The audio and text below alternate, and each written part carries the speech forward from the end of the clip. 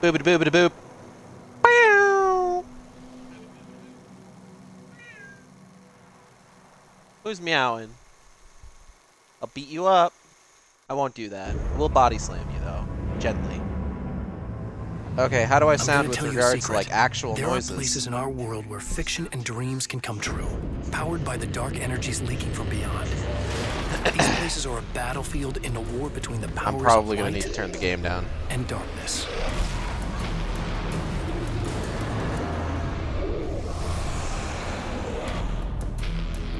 I'm Alan Wake, a writer, a creator. I know the rules of the game.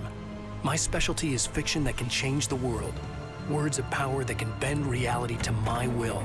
Oh, it's you. Something horrible is coming. He's called Mr. Scratch. He's after my wife, Alice.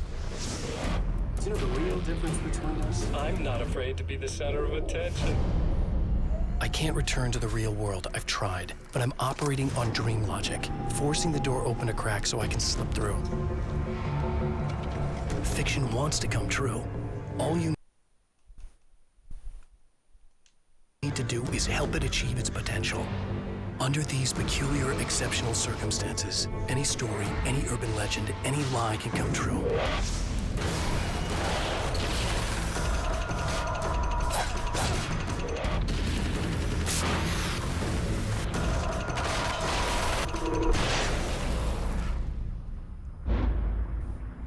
Can't see it, but I'm like grooving out to the music. It's pretty good.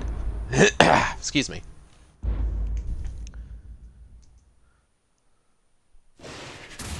So hello, and welcome back to the Shark Stream. Last week, we finished Alan Wake. For some reason, I wanted to like add another subtitle to that, but no, this is the only one with a subtitle. We finished Alan Wake this past Sunday. But DLC is not the end of Alan Wake's tale. No, sir. Now we got Alan Wake's American Nightmare, which was released 2 years after the initial game. As they say that it's not a sequel, but it picks up after the original game and uses some of the plot threads from that game. They say it's like a spin-off, I guess. But it's like, I don't know. It's a thing. 9. 1, 2, 3, 4, 5, 6, 7, 8, 9. 1, 2, 3, 4, 5, 6. 1, 2, 3, 4, 5, 6. Okay. That should be good. Should be able to hear everything.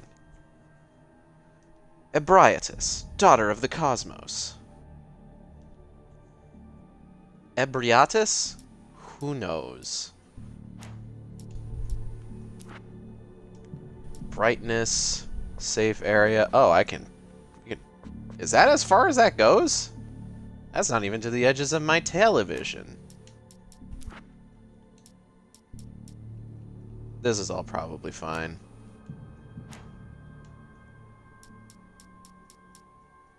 Yeah, this game continues Alan Wake's the story of one Monsieur Alan Wake, and takes place in Night Springs, Arizona. Night Springs isn't actually in Arizona, but it goes through all that. Don't worry. We're gonna go ahead and get started.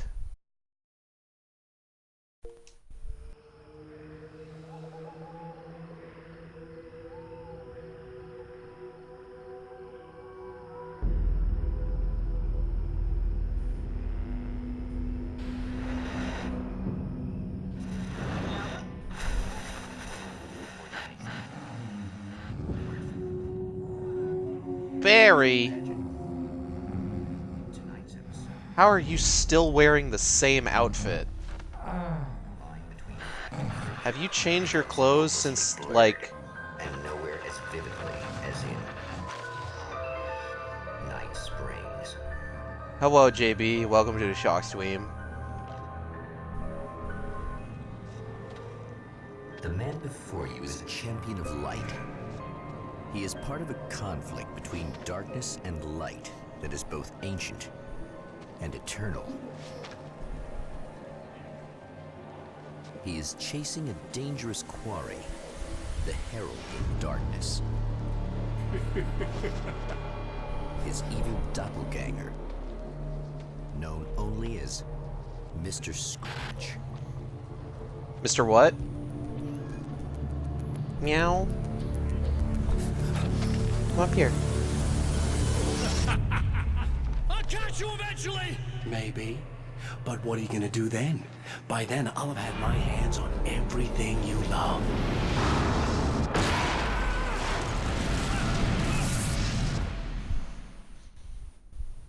He does kind of look like Jake Gyllenhaal, but it's not Jake Gyllenhaal. It's Finnish model Ilkka Ville.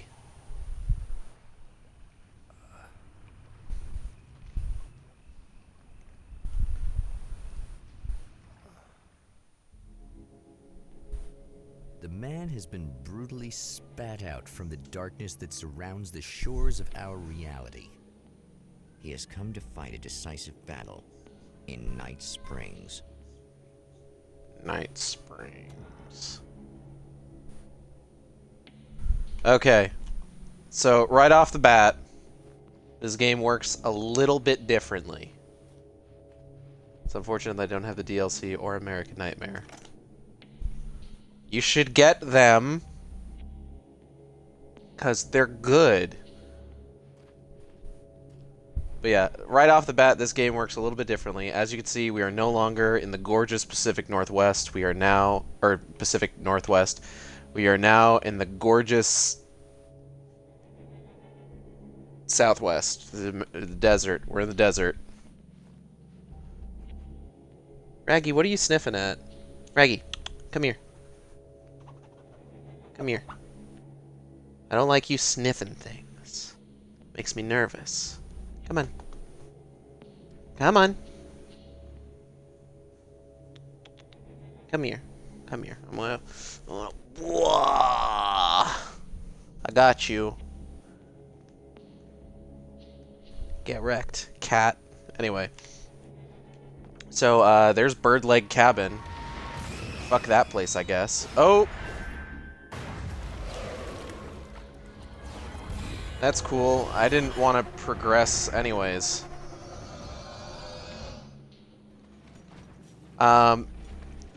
So as you may recall, most of our firearms in the previous game were basically limited to more or less hunting implements. Like, we got a revolver pretty often. We got like a pump action shotgun. We got a double barreled shotgun. We got a hunting rifle. We get a fucking dearth of new weapons in this game. Yeah, that was Baba Yaga's place. But the Taken are back, so I mean, like, we've got that going for us. It's gonna be like that again, huh? Most importantly, all the weapons that we get now are, like, clip weapons. So we don't have to, like, load each bullet individually. Because you see, we're in Arizona now, and gun laws aren't exactly as strict. Or at least they weren't back in 2012. Who knows what they're like now? I don't know, I don't live in Arizona. He still practices that art, forging weapons of war out of ideas. But the violent currents that brought him here have scattered the pages he has written. So here's the problem with American Nightmare. Now, the great thing about the console version of Alan Wake, the first game, is that when you replay the game, you don't have to worry about, like, oh, am I going to be able to find all of, like, the pages so that I can understand how the story plays out? No, it lets you pick up pages twice to help with the narrative.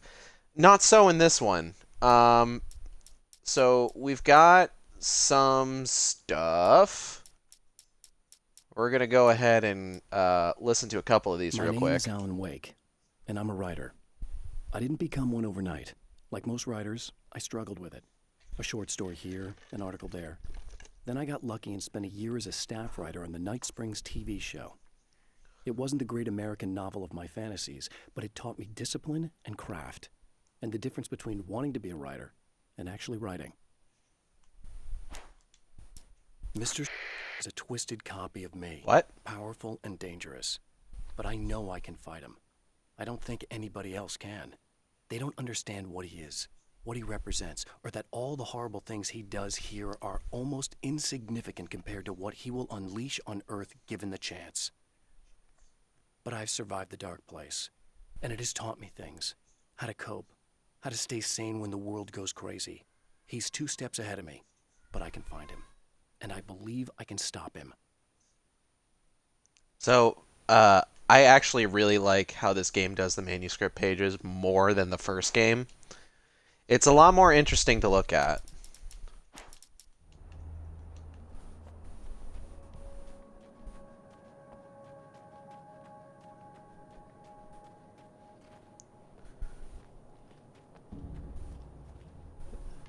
You got a big old fucking oil derrick. The lights of the motel promise safety. The man senses that the solution to his predicament begins there. If you say so, Mr. Night Springs narrator. I always like the voice they got for the Night Springs narrator. He's a dead ringer for the Twilight Zone guy. Somewhere within the Earth, space itself has been pierced, and from dark depths runs a steady flow of monsters. The man recognizes the hand of his evil double in this. He knows he must put an end to this madness. Oh no, that's a lot of bad guys. Luckily, there is... Sometimes running away is the best option. Brightly lit areas can provide a safe haven from enemies. There should be another gun. Can't stay here now. Whoop. Hey everybody. Who wants to come to the pants party?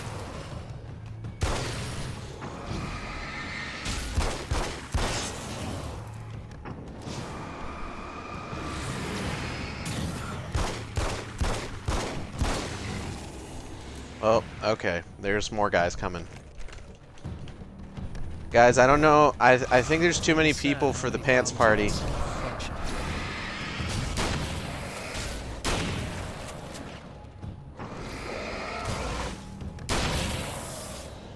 Gage, the Universe 2 has a free-to-play version that came out today. Oh, shit.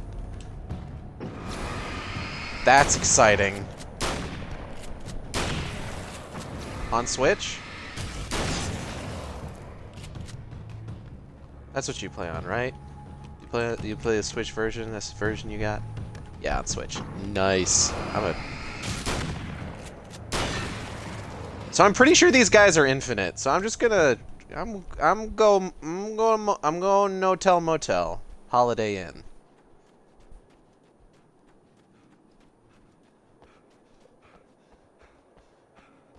So you may notice that my health bar looks different. I now have 3 blocks of health. The way that it works, other games have done it this way, where it's like if you lose a block, you can't regenerate that block. But if your health doesn't go down past the bottom of the block that you're on, you can regenerate that block of health. If you find a safe haven, it heals everything. So you're back up to full health at that point. I think it still dispels monsters. I'm pretty sure. Oh, fuck. What is this thing? I forget what's in this. I think it's an SMG. Yep. I guess it's about time I went full auto. I guess. So this game has very many more guns. I think we're going to go ahead and read the one for Rewriting Reality real quick. The reality we take for granted is softer, more adaptable than we think. Under correct conditions, you can reshape it, turn it into almost anything you want. When it happens, almost nobody notices. It's not that we forget, it's that after the change, there's nothing to remember. Only those who have been directly touched by the powers that can shift reality are aware of the changes. Many are driven mad by it. Others can cope. I'm one of those people. And I know how to wield that power to rewrite reality. So what you're saying is that, like, the Berenstein Bears people are reality rewriters. That's the gist I'm getting here.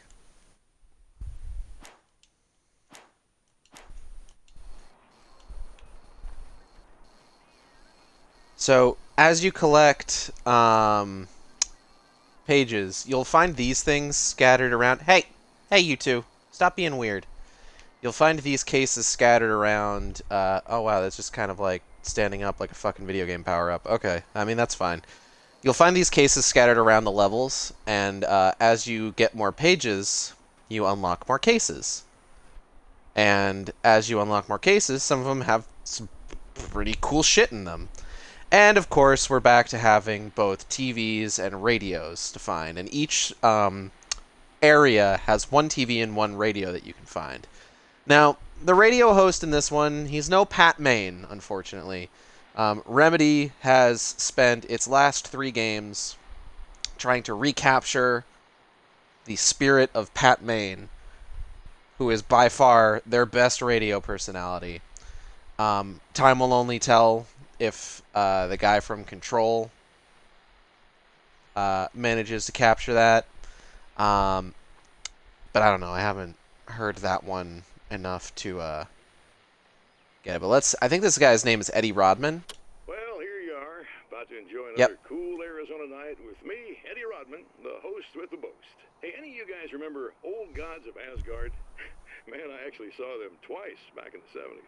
I was just a kid then, but my dad worked at this club, and he'd sneak me in to see bands all the time. You know, just talk about an education. Anyway, great band, couple of great albums, solid fan base, and then they kind of dropped off the face of the earth. Well, now, almost 4 decades later, they're making a comeback. And let me tell you, these boys have seen a lot of road. They're some serious rock and roll veterans, because they weren't too young even back in the day.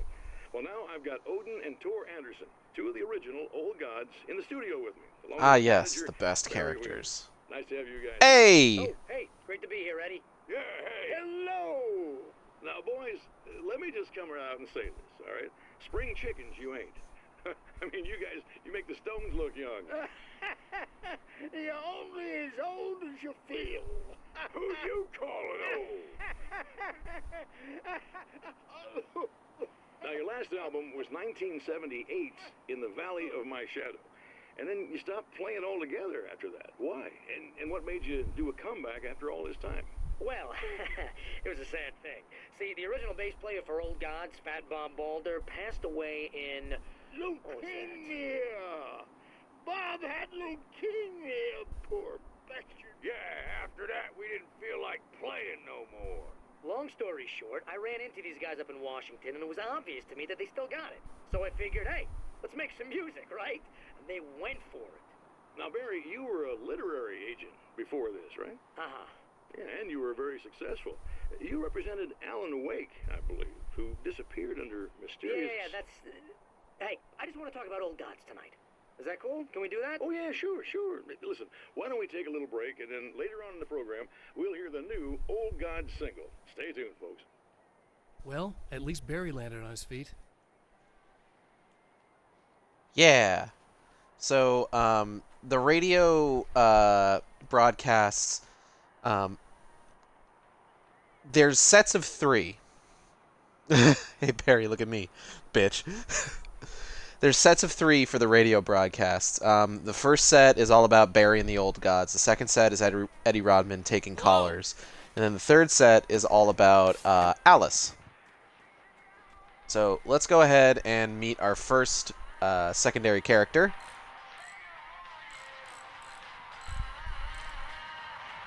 Got that, Hey, it's you. got that licensed music playing in the background. You remember Cool, me, thanks. right? Emma? Emma Sloan? I think you might have something that belongs to me. Really? A typewritten page? Oh, yeah, that's weird. I did find a page like that. I don't even know where it came from. It was all this weird stuff about the oil derrick and a satellite. Yes, that's what I'm looking for.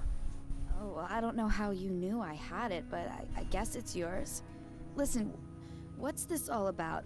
There are these really creepy guys hanging around the oil derricks. There's something really weird about them. They're dangerous. I'm gonna deal with them. Try to stay out of their sight, okay? And stay in the light. They hate the light. Just to be clear, you should know that we haven't actually met before. Sure we have, Mr. Wake. Remember you stayed at the motel here. No, the guy you're talking about just looks like me, even if he uses my name. There's a lot of dialogue in this game. Oh, I thought, now that you mention it, I guess your aura looks a lot nicer than his, actually. I'm very sensitive to things like that. There's a bunch of stuff I need to find. The things mentioned on that page? Well, there's a lot of old crap lying around this place. Great, thanks. I think you should be able to find everything, except the satellite, obviously. Are you gonna tell me what this is? I don't think that'd go over too well. Why don't you let me be the judge of that? Fine.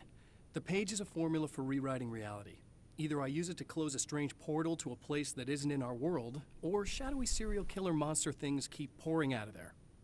Yeah, you were right the first time. You can think what you want about me, but there's still bad guys around. Be careful. Well, you might be nuts, but I've seen the way they move, the way they look. I'll buy that. They're called Taken. They aren't really human.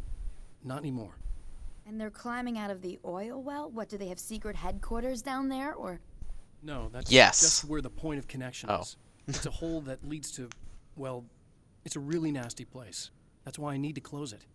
And the guy who looks like you opened it, because he was hanging around the oil field before. He gets around, unfortunately. Thanks for helping me. Oh, I wish I thought you were just a nutcase. Actually, I kind of expected you to. Me too. But I feel like this is how it's supposed to go. Isn't that weird? Not really. No. I get that a lot in my line of work. What do you do anyway? I'm a writer. Obviously. What was that you said about my aura? Oh, I'm very spiritual, you know. I can see auras, but I only use it for healing and helping people. I'm like a wise woman, you know? I give people insight and advice. Look, just because I say crazy things doesn't mean I believe everything. Don't be like that. Maybe you should take a few crystals with you if you're going out there. It might be dangerous. They soothe your energies and focus your mind. It's fantastic. And they help me take out the bad guys? Oh, well, no, not as such. Yeah, okay. I think I'm... Or I have some wonderfully potent herbal detox suppositories. Yeah, I'm good. I'm good. Say, these crystals, how do you charge them? Just out of curiosity. Anyways, so when they were talking about rewriting reality, they're talking about this page. At the oil derrick, the wheel had been jammed in place and turned until the oil gurgled and flowed thick and flammable. The warning lights were blinking in a fast rhythm, bright and steady, powered by the battery. The Kasabian CD was playing in the boombox, all distorted guitars and intense beat. High above, some piece of orbital junk or another collided with the satellite, knocking it radically off course. Trailing debris, it screamed down from the skies at an impossibly steep angle. All that high-tech engineering reduced to nothing more than a bullet that would destroy whatever it hit. Nice. Let's go. Let's go bring down a satellite. There's a nail gun that you can grab over here. It was used in a lot of the promotional materials. It's not the best weapon. Wow. The page he got from the woman. It is a weapon of his own design. Said that. Custom engineered to destroy the dark portal. If he recreates the conditions of the page, a great power will be unleashed. I want to unleash a great power. I want to watch this television. Oh, hell. This isn't gonna be good. Is this on? How can you tell? I'm sorry, I'm not very good with gadgets. It's Mr. Scratch.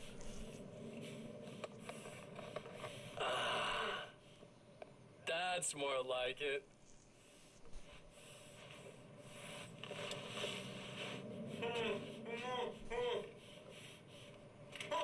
I'll be right with you.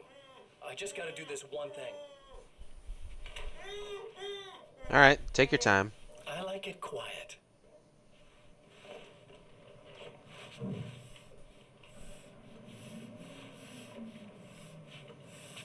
I bet you're wondering why this is happening. Why am I doing all this? Why am I so hell-bent on ruining your life? I was wondering that. You're cramping my style. You've got money, that's fair. fame, everything you could want. But you don't know what to do with it. I do. I'm getting all the things you never had the balls to go for. Having more fun, too.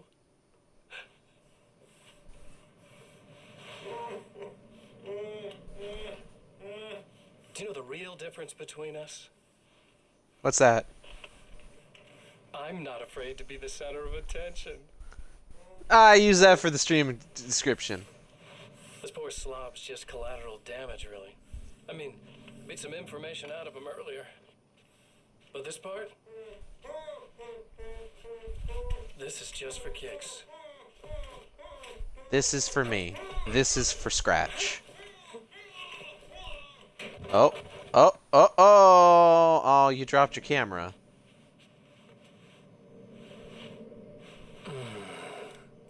So quiet. What a weird man. Anyways, so we're rocking this SMG. Oh. Hold on. So yeah, the minimap now shows you where safe havens are, ammo boxes, as well as your objectives, rather than just like a waypoint like the previous one did. So we're rocking this SMG right now. We're probably going to use this for a couple encounters.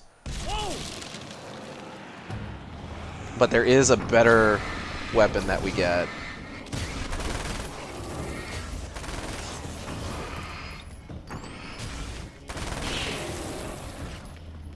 In just a bit here. Go ahead, pick up this Volve. We should probably look at this one. Some of the Taken aren't protected by the darkness like their comrades. Instead, their aversion to light is so extreme that they literally split into two when they encounter strong light. It leaves the two halves weaker, but of course, there's strength in numbers. It's a disturbing development. The dark presence I faced 2 years ago was powerful, but it didn't have much in the way of imagination. Clearly, the same cannot be said of Mr. How are you doing that with your mouth? So I will demonstrate the splitter in just a bit here, because we're going to meet our first of that enemy real soon. Real quick, real short. Magnum. This is probably like the best like sidearm weapon. With the best main weapon. I don't think showing up, or it doesn't show up until like the not the next sequence, or not the next area, but the area after that. But check this out.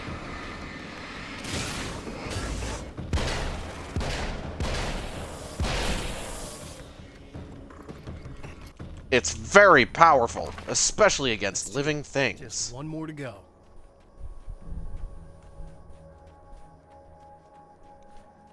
So we're going to be coming up on our first enemy. But yeah, so like the basic, there's a bunch of new enemies in this game. None of them talk, which I think is also because of like them being created by Mr. Scratch rather than the Dark Presence, where Mr. Scratch very much likes peace and quiet. But the Dark Presence was more just like, yeah, just fucking grab this guy, I don't care. Oh. Am I still going?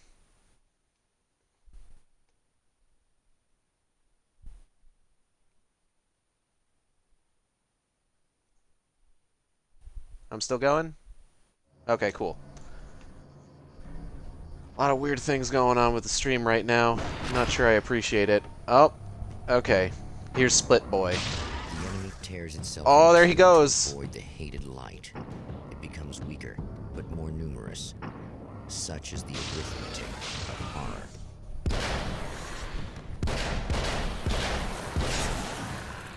Got him. So that's how that enemy works. That was just messed up. You tell him, Alan.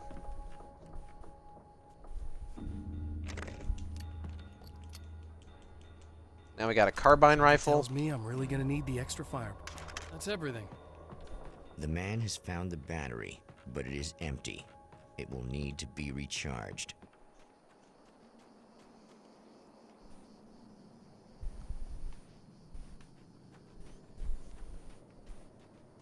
A lot of these areas are really kind of wide open. It's sort of makes me think about, like,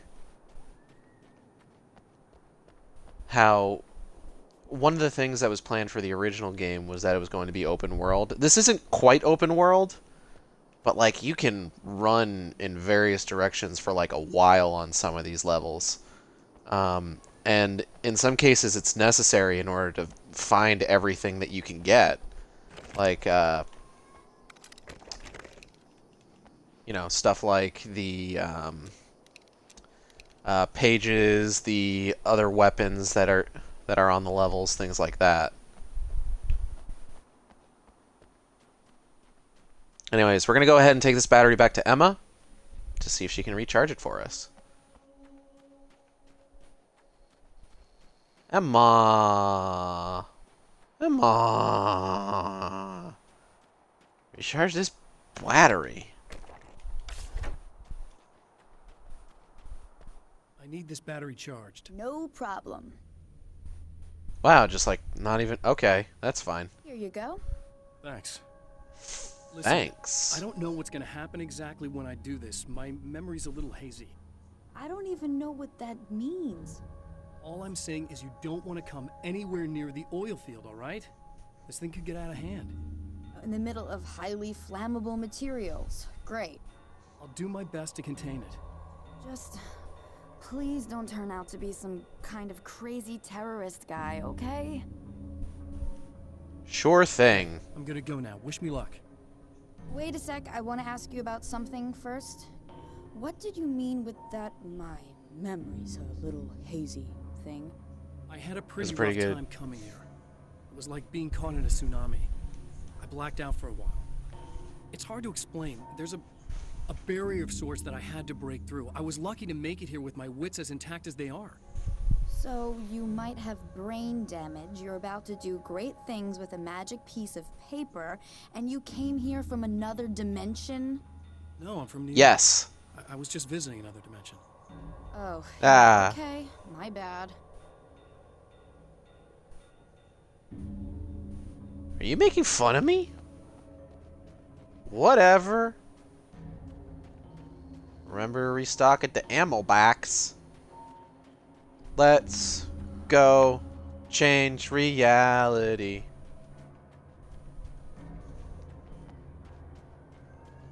Who's meowing? Stop that. What did I just say? Oh, now I get the dodge mechanic. Whoa! Stop that. Wow, the Magnum is actually better. Bang.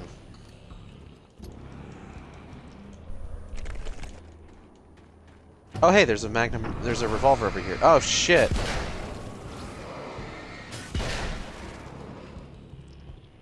I wonder if the like standard revolver is as good as the revolver in the first game, because you know you start out with the pistol obviously, and that takes like 3 shots to bring down like your standard enemy.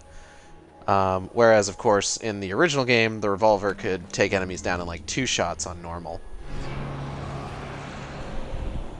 Oh, more of these guys. Well, let's just pop, pop, pop, pop, pop, pop. And we're good. Time to make some serious Yeah, changes. you better run. So we can go ahead, check the manuscript, and see what needs to be changed. His fingers clip. Oh, nope, they fixed it.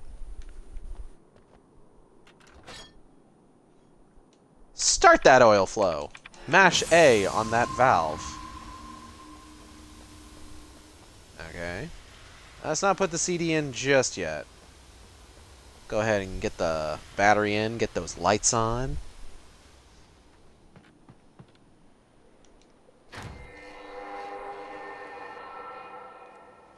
Alright. Things are getting wiggly.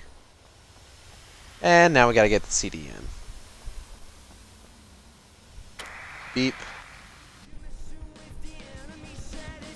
Ba-da-doo, ba-da-na-na. Ba-da-ba-ba-ba-ba-ba-ba. Da-da-da-da-da. Ba-ba-da-da-da-da-da-da-da-da-da-da-da. Ba-da-da-da-da-da-da-da. Boom! Da-na-na-na-na. And now it is time to fucking run. Because Jesus Christ, everything is blowing up. Let's go, let's go, let's go, let's go. Oh shit. Oh fuck, oh Christ, oh God, oh Jesus. I don't like any part of this.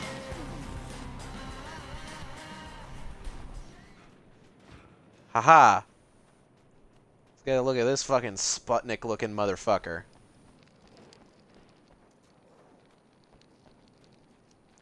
The satellite coming down was used in a lot of promotional materials as well. For good reason. It's like the fucking signature fucking scene in this game. Hello? Emma Swan. Oh no.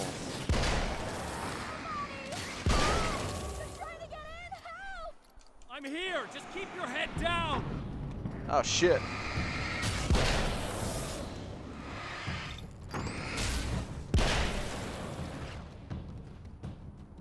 The flashlight drains a lot faster, but also recharges a lot faster in this game. So like, sometimes you don't even necessarily need to use any batteries.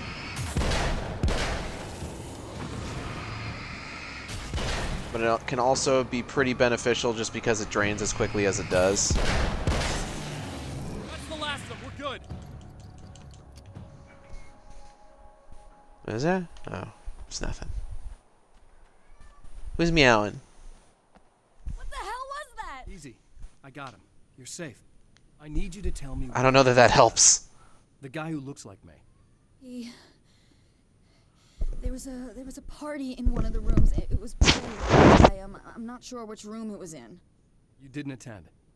No, I wasn't there. But it got way out of hand. Anyway, I heard that he went to the diner and there was a fight there or something. Maybe you could find out more from there.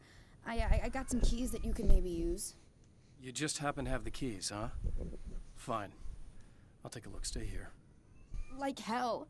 I'm getting out of here as soon as you leave so I could close up this place and go home. Emma, you That's really fair. want to stay here in the light. Yeah, That's thanks also for the true. advice, but I'm not sticking around. Just go already, okay? Are you okay? All right. I guess. Thanks for the help. Were those the... what do you call them? The Taken? What are they? It's complicated. Short version, the darkness can take people over. That's why I had to destroy the oil derrick. Otherwise, they would have Makes overrun sense. the place. Wow. Oil's I didn't pretty think dark. you'd actually do it. I mean, I didn't think it'd work. That's crazy. Let me just try one more time at the risk of sounding like a broken record. It's bad out there. I don't want you hurt. You should stay put. Yeah, while you turn this place into an inferno, run around shooting things up and play some kind of weird games with your psycho evil twin. Don't get me wrong, you're nice for a weirdo. I'm impressed as hell by all of this, but enough is enough. I seriously just want to get out of here, okay? You know what? Fair. Valid, even.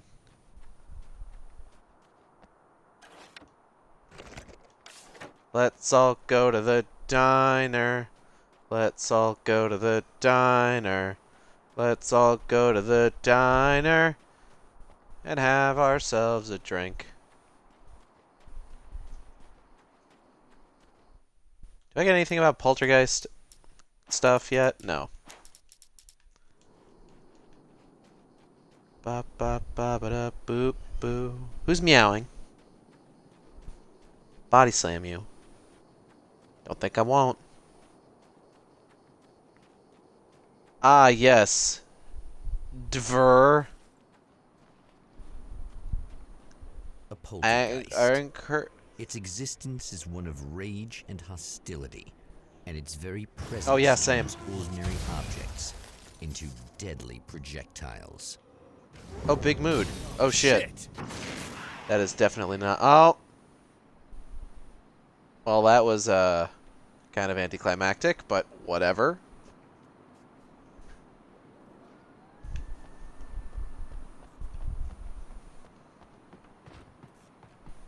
Oh.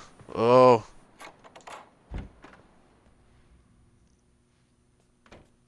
Hello, Mr. Squatch. The scene. Yikes. Traces of violence. A callous midnight snack. A room Is that what key this is? left carelessly behind. The man recognizes the enemy's handiwork. I think these are keys for the motel rooms. Satellite and now this. Examine. That place might be involved. Ooh. Mount Red Tooth. Let's explore the motel rooms. Let's explore the motel rooms. Let's explore the motel rooms. And Emma's gonna die. Was a believer in a great many things, most of which were entirely fallacious.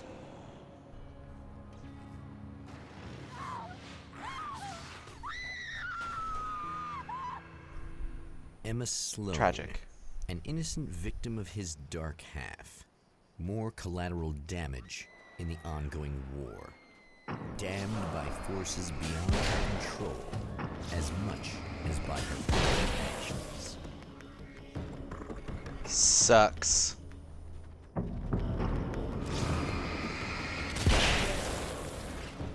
She'll probably be fine.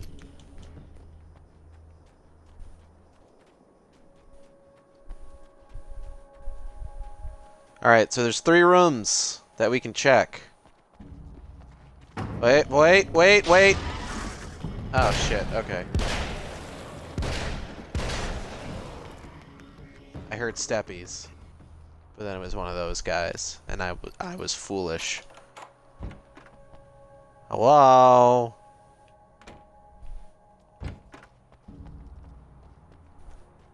There's 3 rooms that we check.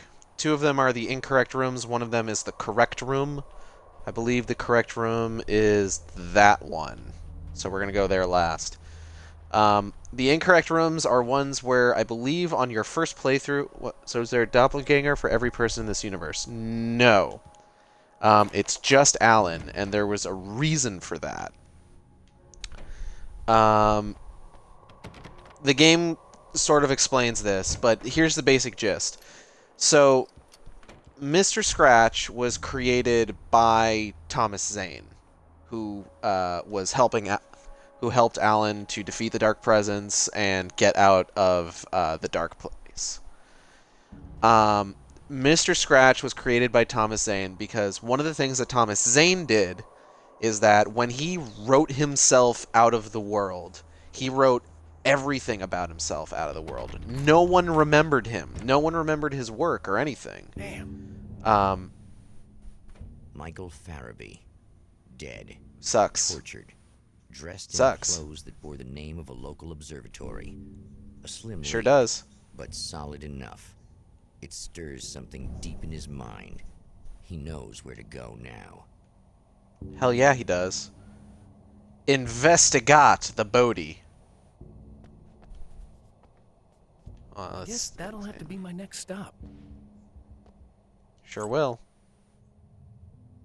Yeah. The observatory. Hot on the heels of the Herald of Darkness, the Champion of Light forges on to see the stars.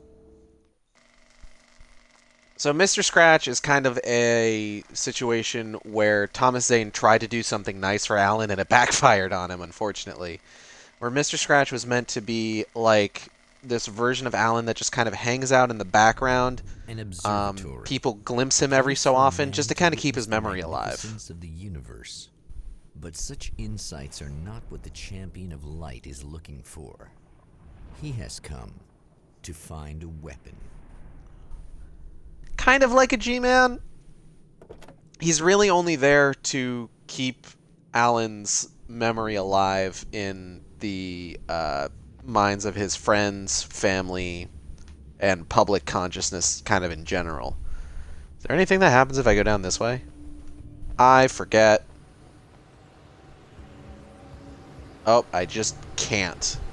Okay. You know what? Fair. But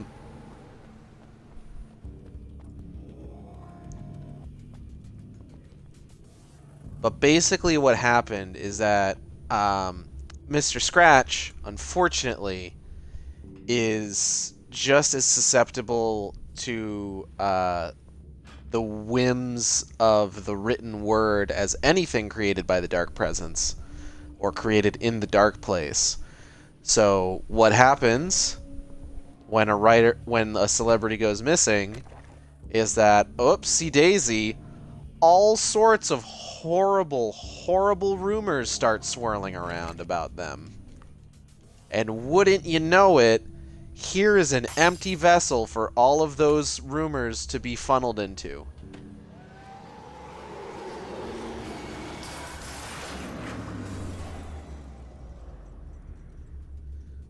So everything about Alan's temper, what people think he's doing, tabloids reporting on him, saying that he's been seen in one thing or another, which he can't say anything about because he is, for all intents and purposes, dead. Welcome back, listeners. He can't refute any of that, so Mr. Scratch just kind of takes them on. Big comeback tour. How's that been going for you? Odin? Splendid! I'm having the time of my life. You know, I didn't realize how much I'd missed that. And what about you, Tor? It's okay, you know. Well, this must bring back a lot of memories. Oh, yeah. It's wonderful to be back on stage.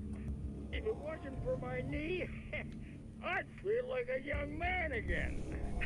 Well, speaking of that, I hate to keep harping on this age thing, but I gotta tell you, I've heard your new songs, guys, and you sound really good. Thank you. And this may be a touchy subject, but to be blunt, you really don't sound, old. I mean the difference between your speaking voice and your singing voice, it's pretty striking. What the hell are you talking about? You saying it's not us singing on that record? What? What's he talking about? No, I'm not saying that, guys, but I can't help noticing the difference. Son, you're on thin ice. You calling me a liar? Whoa, hey, let me just step in here for a moment, boys. Yeah, Eddie, they do sound different, but believe me, we're not talking Milli Vanilli here. These guys are the real... Milli Vanilli! Gig tomorrow night, see for yourself. Once they get on that stage, boom, things get real. Really? Believe me, they play like they're possessed. It's almost like magic. Look, you see my boys play, you see the old gods for real. These guys project a lot of power. They're not lightweights, you know what I'm saying? All right, Barry, I'll see if I can make it. Now, let's take another quick break here, and after that, we'll play the new Old Gods of Asgard single. Don't you go away. CJB, you would have never gotten that reference if I hadn't explained to you what the whole fucking deal with Milli Vanilli was yesterday. You're welcome. Anyways, we gotta go get up to observatory. It must be fate.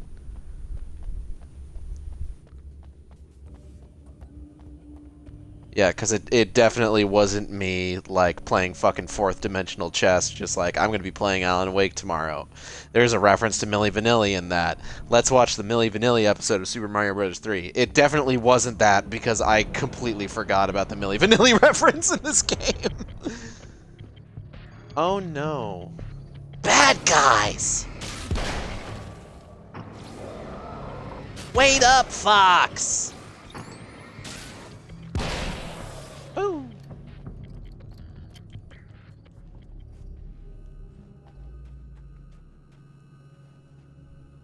Oh. Hearing my own goddamn footsteps. Galaxy Brain Gauge over here. Yeah, well, you know, that's my secret cap. I'm always Galaxy Brain. Okay, there's a case around here with, I want to say, the auto shotty in it, which until we get to the next area is going to be our best main weapon. Is that it? Is that it that I'm seeing over there? Is that just ammo? This is just ammo. I hear you, Snake. Snake! Liquid! Excuse me. Fleur. Give me the fleur. I can't carry any more fleurs. Colonel. Colonel. Combat shotgun. Give me this. Now you might be thinking, Gage, how good of a weapon could it be? Well, just wait until I get to shoot some motherfuckers. Hello? Alan Wake here. Hello? I'm Dr. Hi. Rachel Meadows, and... Wait a moment, it's you! I can't believe you dare show your face around here again.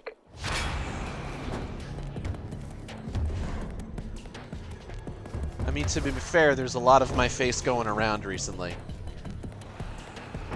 Oh, shit. Okay. Ah! Bam! Bam! Bang, bang, bang, bang, bang! Bang, bang, bang, bang, bang! Go away. It No. wasn't me. I just look like him. Are you serious? That's what you're going with? Please! I'm trying to stop him.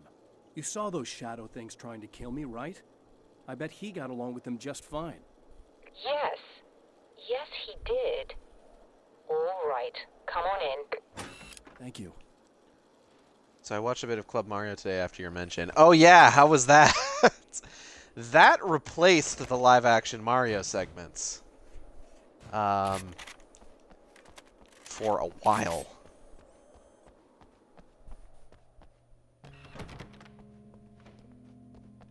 And there's one really good version of that, really good compilation from Everything is Terrible, where just like a couple of my favorites is when the hosts clearly aren't enjoying themselves, and like you can tell from their faces that they're only putting in the most bare minimum of effort. I don't know if we were robbed or you have another blessing from Deke. Oh man, let's go ahead and watch this television. Hey, buddy. Hello, sir. I figured I'd take a moment to talk to you. There's a party next door. I'm feeling pretty good right now. A little beer, a little fun, you know? It's nice.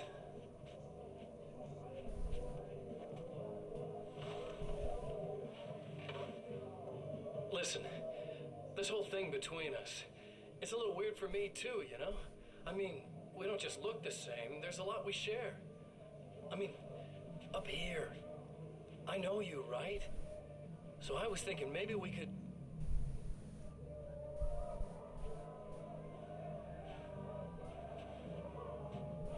Yes.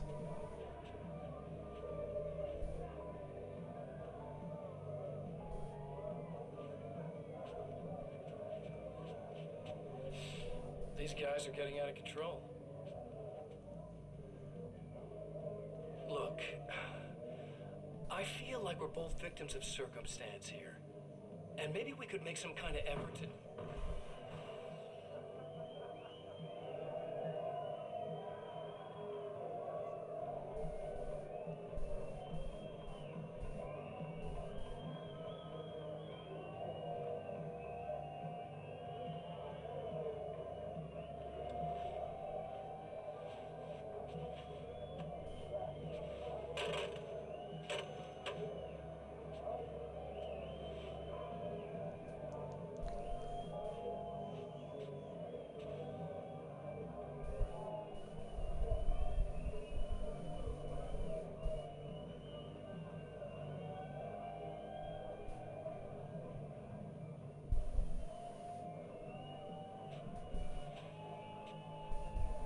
Never mind. Okay, bye.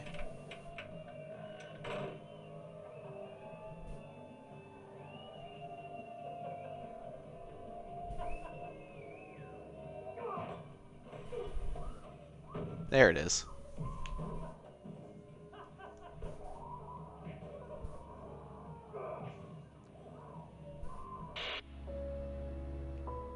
So, a lot of people have taken that particular encounter to sort of interpret it as Mr. Scratch doesn't necessarily want to be a bad guy, but that's the way he was created, essentially. To see an actual person. That's assuming this isn't some kind of cruel trick on your part, of course. He's not bad, he's just written that way. Like, it seems like he genuinely wants to be a good person, but he is unfortunately tied to the role that he was given as a part of the story, essentially. Hello! Doctor, the man who looked like me, what did he want here? There's a strange astronomical event happening right now. Something I can't begin to classify, but I think it's disabled our satellite. There's a very peculiar signal that we're receiving. Signal? That's yeah, what I'm okay. Well, so was he. But he didn't seem to understand it at all. He got very angry, sabotaged our imaging array, and now we're blind. I believe the event is still going on, but we can't pick it up. Is there something we can do? What he broke is essentially just a special camera, but we can't use the telescope without it. There's a replacement in my car. If you can get that to me, we're back in business. Consider it done. Cool. Tell me more about the signal. It's almost as if something's being transmitted to Night Springs. It's the strangest thing. It's quite elusive, almost as if it wasn't properly there. I don't know how to describe it. So, that's pretty good was description. The signal like? I wish I knew. He appeared before I had a good fix on it. He was very pleasant when I was working, but when I isolated the signal, he suddenly forced me out of the control booth. He said it was none of my business. He seemed to change. Somehow he was very smooth and charming before that, but suddenly he became, I'm sorry. I'm not sure I want to talk about it. Why did the quality of your voice acting change very suddenly between those two lines? I'm not a huge fan of her voice acting. I don't know if it's the voice actor or the direction or what, but it's very wooden. I have to ask, do you always wear that to work? I was at a party for a local art exhibition. Fascinating works. When I was called away by my assistant. Michael was the first to spot this event. I don't know where he is now, actually. He was supposed to bring us some food, but he never showed up. Tell me about the event. Yeah, Oh, it's quite fascinating. About that. It looks as if stars were changing, somehow. Or shifting positions. It isn't really happening, of course.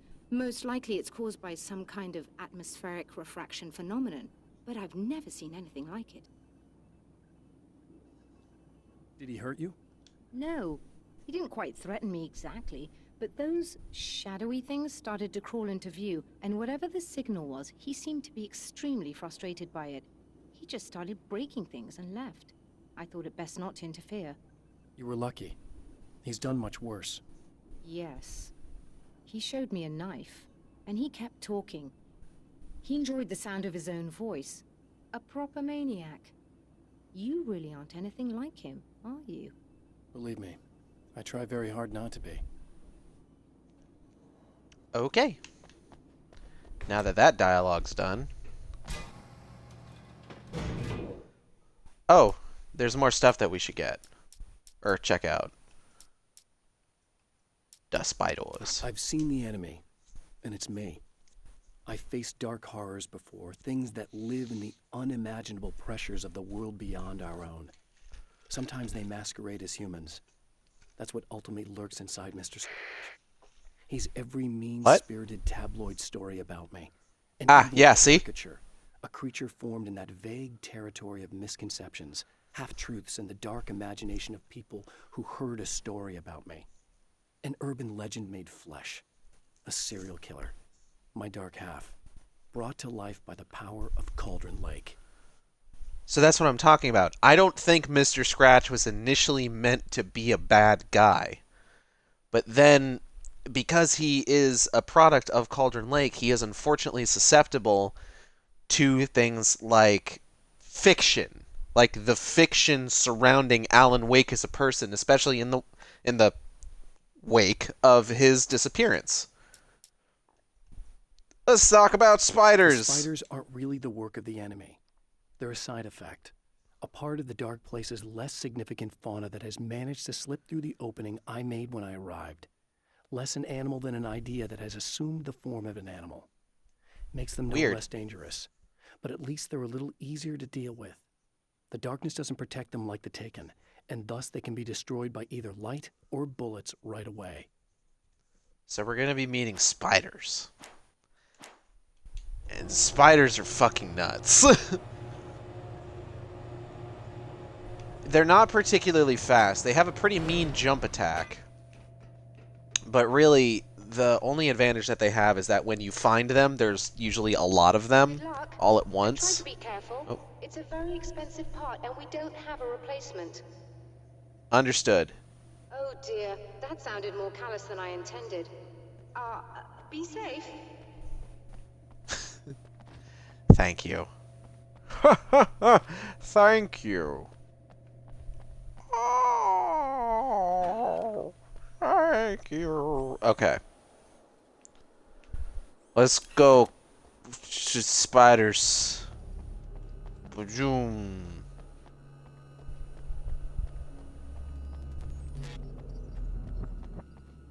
And this is why I read that one about the spiders. Because, we're gonna be dealing with some spiders. Is Beetle aging as he speaks? This is the lore. This is the lore of the shark stream. Beetle is rapidly aging. We can't stop him. This must be your car.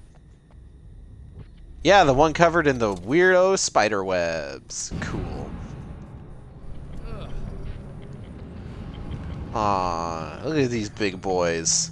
Look at these spiders the size of cats. Jesus Christ. But yeah, it's basically just that there's a lot of them. They're pretty easy to take care of for the most part. Like, you can burn them away, go ham.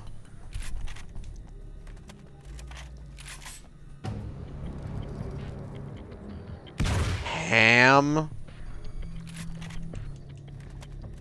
Jesus, that gun. Yeah. We're going to be dropping it in favor of a crossbow we're going to get in the next area.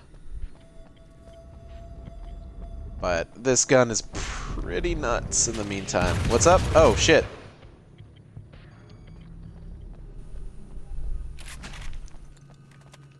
Now you might be thinking, Gage, isn't it a bit of overkill to be using an auto shotty on spiders? To which I say, have you seen the fucking size of these goddamn spiders?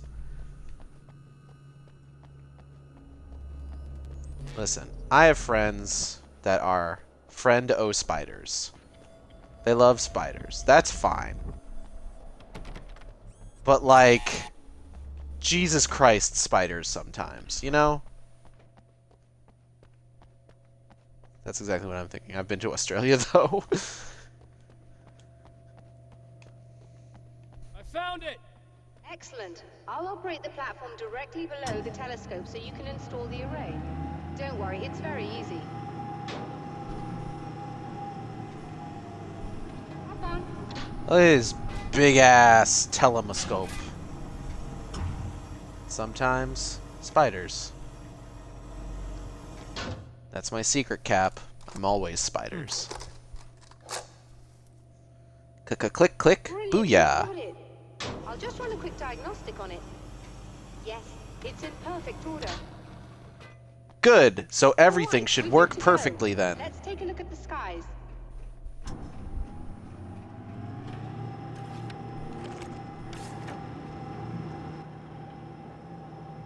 Hooray! Everything is working perfectly. Nothing could possibly go wrong now.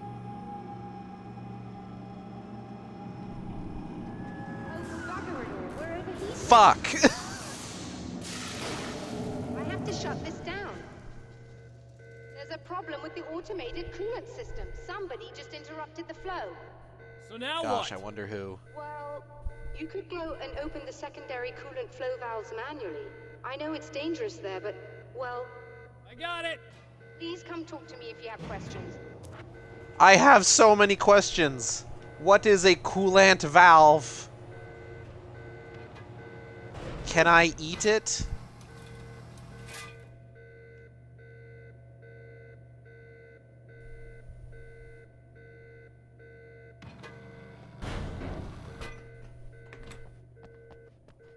Hello? Is there something I should know about this coolant thing? Oh no, it's quite straightforward. The telescope is very heavy, and moving it generates a lot of heat. So do all of the It is electronics. a big telescope. Overheating could cause damage, so it shuts down automatically if the coolant fluid isn't flowing.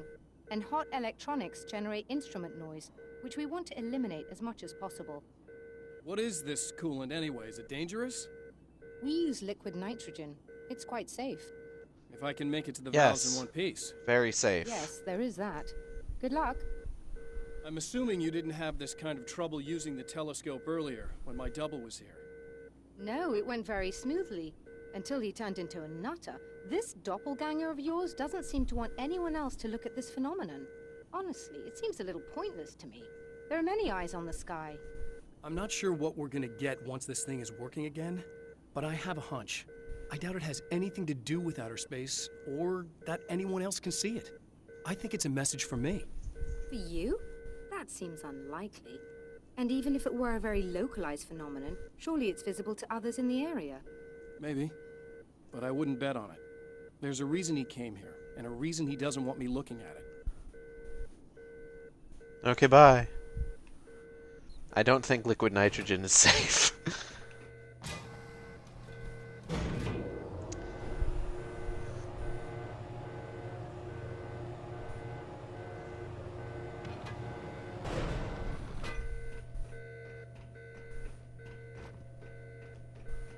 Liquid nitrogen is just forbidden ice water. You can drink it, but only once.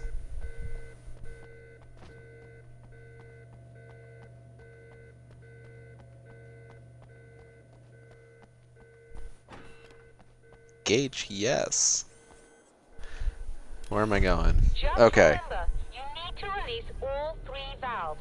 It doesn't matter what order you do it in. Whatever, man. I'll do it in whatever order I want. Oh, that's what you were telling me. Well, I'm gonna do it in a very specific order then. Fuck the system. Gauge no.mp3. Gauge yes.og. Hello.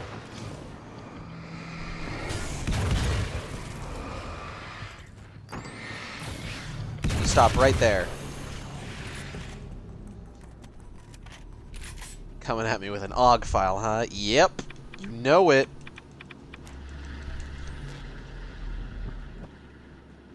Don't make me bust out them meaties.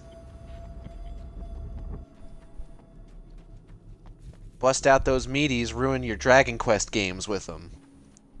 That's what I'll do.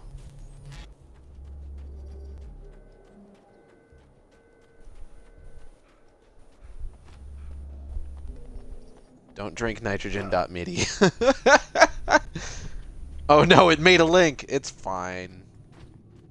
I'll only ban you a little bit for links. I'm kidding, I won't ban you. Oh shit!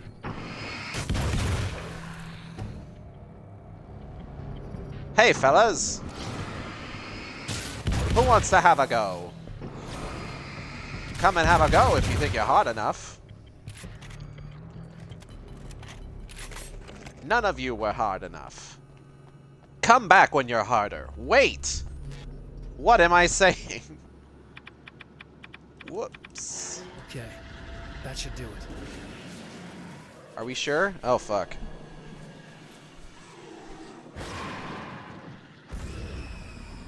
I don't like that. No! Down, boy! Down, boy. Ouch, my guts. I'm going. Ooh, I'm running, though. Fuck this noise! Something being thrown at me? Oh, fuck. Ha! Loser. Did you get all the valves? I sure did! I got all the valves, and now they'll release Half-Life 3.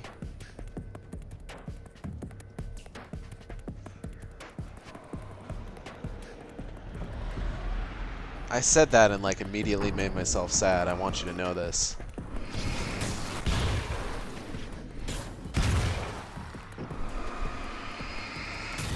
You fool, you've unleashed Gabe Newell. It's okay, you made me sad too. Hello, Dr. Meadows! It's me, Alan Wake. Alan Wake.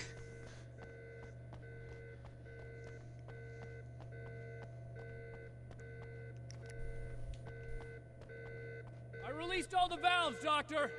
Is it working? Just Alan bear with Lake. me a moment.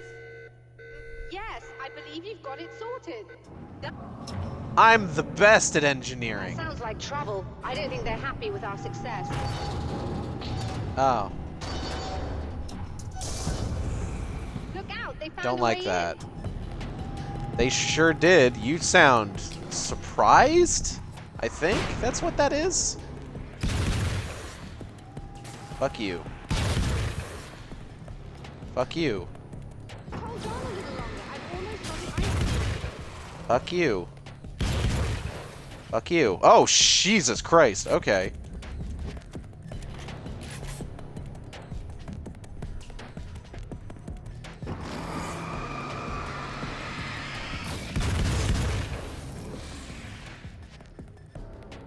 Yeah, things are being a little weird.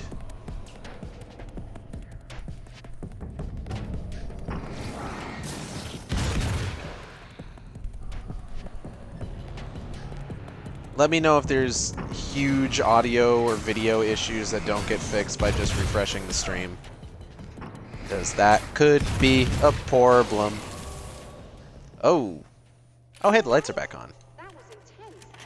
I'm sighted in Sure now. is. I still have no idea what I'm looking at, but it's very strange indeed. Oh, where are my manners? Please, come on up. I'm sorry, I was Yeah, distracted. where are your manners, lady? So we're going to get this page in just a little bit, so we're going to just read it The right now. atmosphere in the projection booth at the drive-in was charged, almost unreal. Despite that, the air felt cool and refreshing this late at night. It'd been a hot day. The summer was nearing its end, but it wasn't over yet. So this is the last page that we would get in this segment. You may notice there are other pages in this area. Quite a bit of other pages. This is foreshadowing.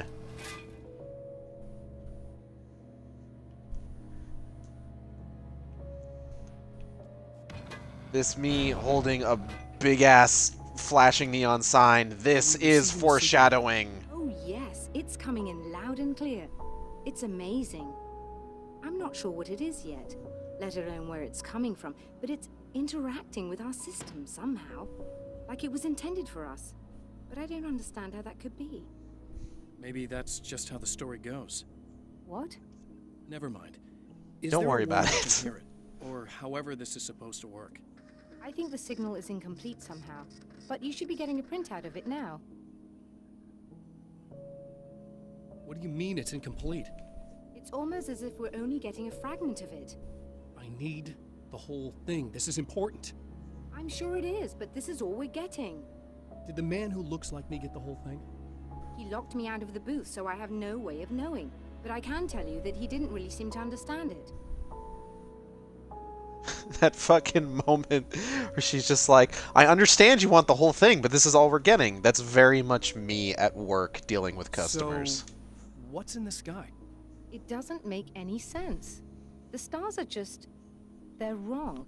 I thought I'd be able to see something, but it's like I'm looking at a sky that's just... it's not the right sky.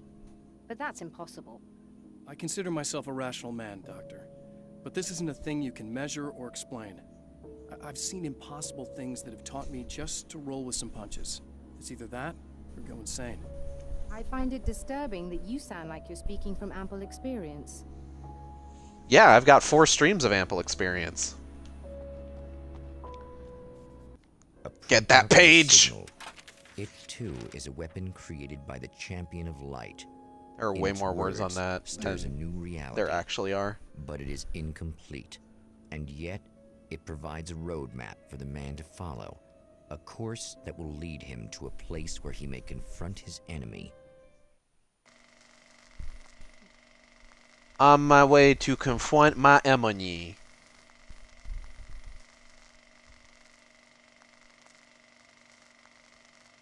The Night Springs Drive-In Theater. Arizona. The drive-in 12. Once the site of lurid celluloid fantasies, it's now the site of I'm, art exhibition. And yet, that's a hell of a it's the lineup. search for closure rather than culture that brings the champion of light here. Hold on. Let's take a look at some of these fucking movies. We've got Just Desserts, A Cannibal's Tale. Sunrise. Ham! A documentary.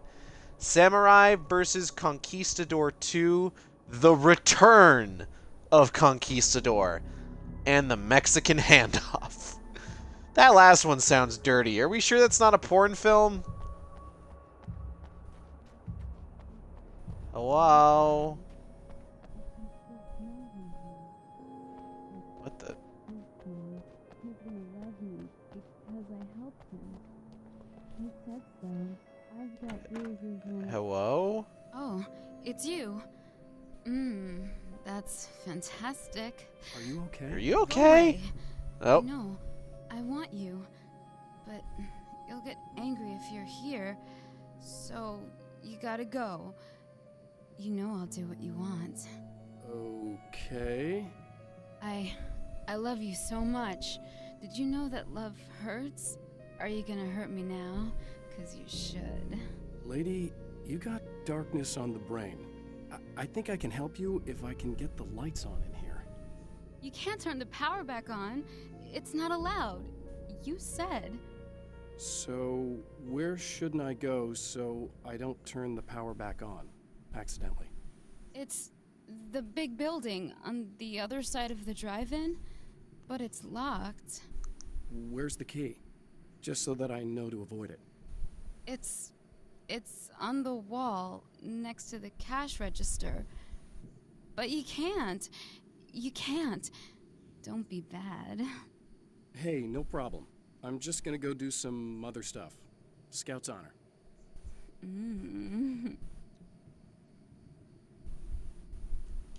I hope you're all uncomfortable, because this is supposed to make you so.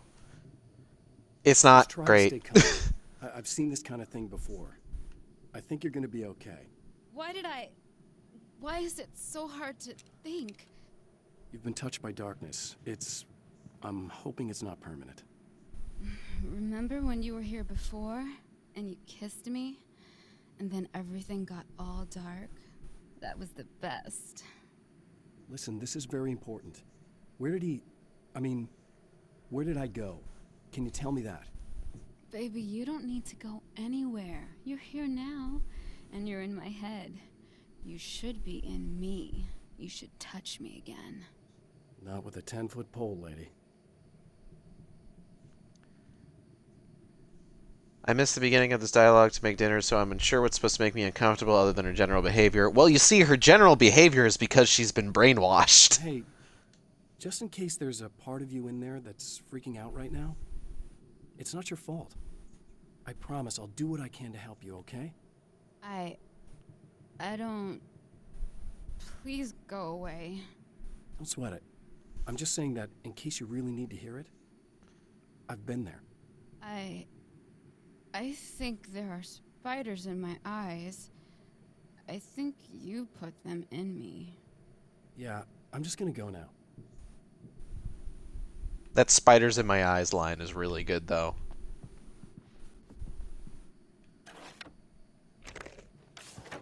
Load up.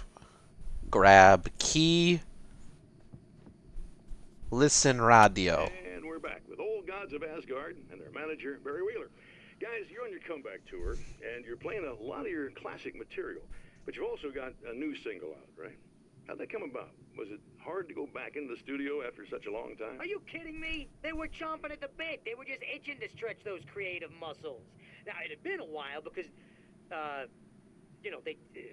spent a lot of time in, Retirement. We were retired. We were? Yeah. No. We were at the lodge, and we escaped. We were at the retirement, retirement thing. Yeah. So, Smooth. Really, once we got in the studio, things started happening. Now, the music has changed a little bit, and the boys were a little rusty, so it took us a while to find the right gear. But hey, once we got going, boy, they kicked ass. and it's an awesome song. It's called Balance Slays the Demon, and seriously, I think it's their finest work. And hey, I should know, I produced it. Oh, really? I didn't know you were a producer. Well, this was my first time. I mean, they needed a little bit of guidance, you know what I mean? Don't get me wrong, these guys are the best. But it's the 21st century, man. Things just sound a little different these days. So, you know, I kind of stepped in there, helped them make it sound all cool, kind of jazzed it up. That sounds like a challenge. Oh, no, it was really easy, man. I was just, you know, like, hey, give it a little zing, you know? Let's take it to another level so it really rips. You know, let's just throw some really sweet synths in. Like that, you know, just kicked it up a notch. But it's totally Old Gods. Well, listeners, you can judge for yourselves. Here's Old Gods of Asgard, and Balance Slays the Demon. Oh, yeah. As much as I like the song, I should probably go. The man has encountered this before. People whose integrity has been suborned by the insidious touch of the darkness. He has experienced it himself, but merciful light burned away the darkness in his brain. Okay, so real quick. God,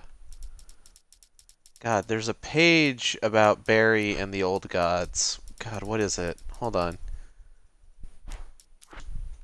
Is that the rest stop? Yeah, here we go. Oh, there's a couple ones about the Old Gods of Asgard, Thor actually. and Odin Anderson, Old Gods of Asgard. I still don't quite know what to make of them. I know they used to be rock stars who modeled their stage personas after Norse gods. I know they're old. I know that in their day they fought the darkness as I do. I know they're demented and insane, ravaged by age and self-abuse.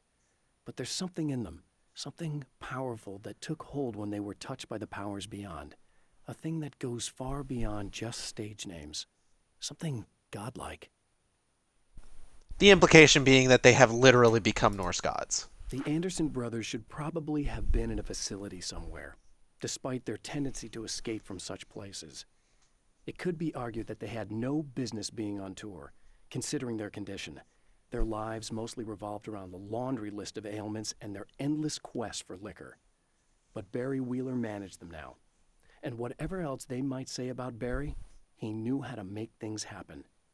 And honestly, it wasn't like the Andersons were the most difficult clients he ever had. Wow, that's a pretty hard dunk on Alan. Nice Getting the self-dunk. Andersons into the recording studio was a struggle and a half. But once they actually picked up the instruments, something happened. They were two old men, and they weren't. They were doddering bags of bone, and they were barely contained power. And there was music. Barry rubbed his hands together. He knew how to pick a winner. Now all they needed was some direction on how to make things a little more modern. Barry had never produced a thing in his life, but he knew what he liked. He knew Balance Slays the Demon was going to be a hit. I highly recommend listening to Balance Slays the Demon. It's a super fucking good song. So the whole thing about music artists genuinely sounding different, like, you know, just kind of like talking directly to you. Oh. Not good. Sounding different when they're just kind of talking and sounding different when they're like singing or on stage. That's actually a genuine thing that happens sometimes. That was a thing for a while with Ozzy Osbourne, I know. Like around the time that his reality show was happening. A sawed-off shotgun. Not what I'm looking for. Because what it was is like way back in the day there, my mom was a sort of, she worked for like radiology clinic, you know, stuff like CAT scans, X-rays, things like that. And I think it was sometime after the first season of their show, Ozzy Osbourne actually came in for a CAT scan because there was the issue with the fact that he was, you know, having a lot of trouble, like, just kind of like talking in his day-to-day life, but like when he was on stage, he was fine. I forget what actually ended up coming about that. I I just thought it was really cool that my mom got to meet Ozzy Osbourne.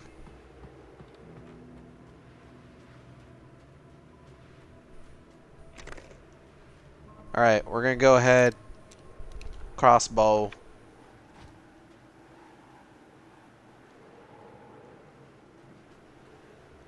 So it kind of flashed real quick there. The crossbow can damage enemies without you needing to burn away the darkness first. It pierces the darkness. The darkness.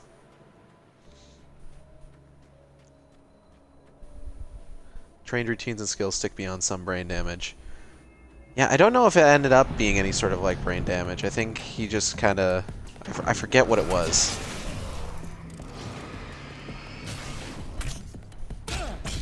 Oh!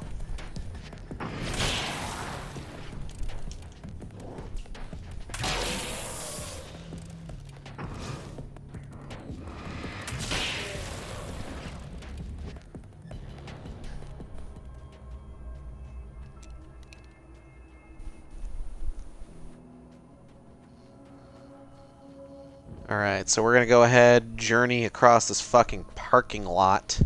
Because this is drive-in. I don't know if any of y'all have been to a drive-in. Drive-ins are great. I love a good drive-in. It's a shame that there's not a whole lot anymore. They're kind of a novelty. Oh, look! Mr. Hero's here! You ready to save the day? Yes! Oh, you're being sarcastic.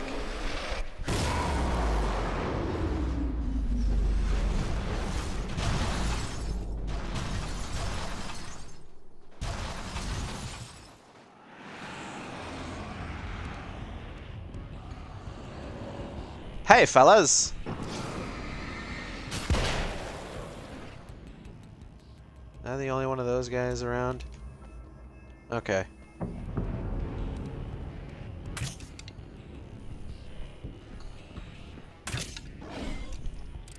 Hold on. Haha! Oh!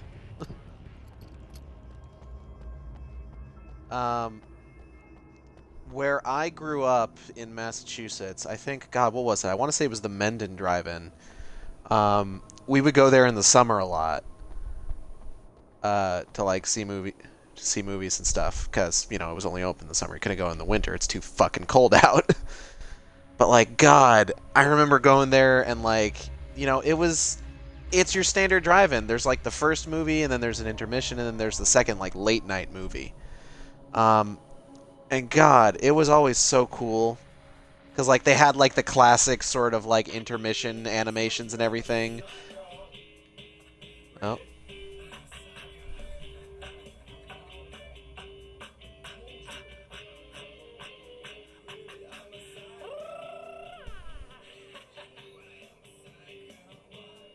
I'm getting the feeling that he's a psycho.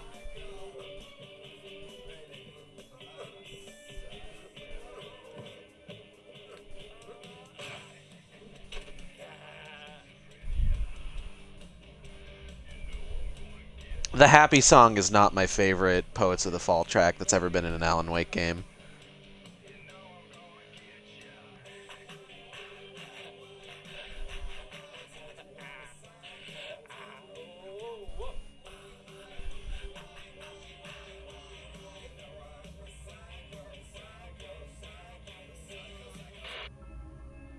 Okay.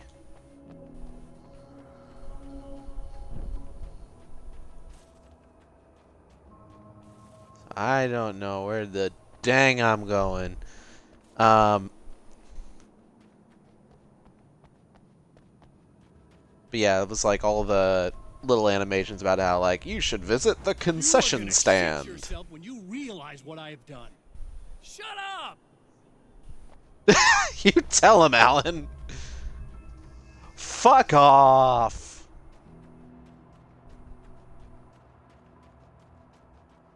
Yeah, it wasn't always great because, like, as, like, you know, years went on, movies became, like, darker overall. Not, like, in tone, though that also obviously happened. But I mean, like, in terms of, like, visuals. And when you're projecting onto, like, a screen, even if it is in, like, the middle of the night, it can sometimes be a little bit hard to see. Because, you know, there's still a lot of, like, ambient lighting and stuff like that from, like, everywhere.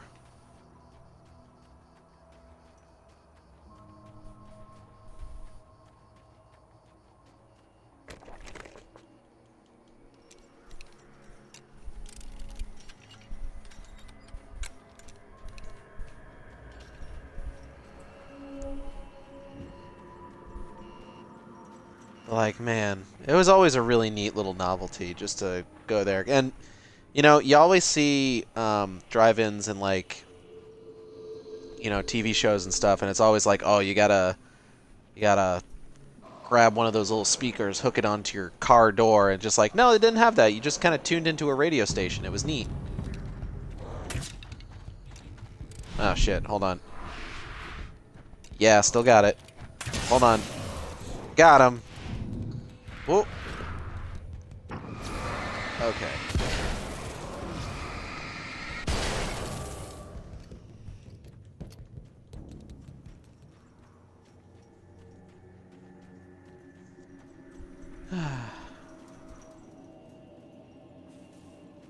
The concept of drive-ins just fills me with such a sweet, sweet nostalgia. Love them. Miss them. Miss them a lot.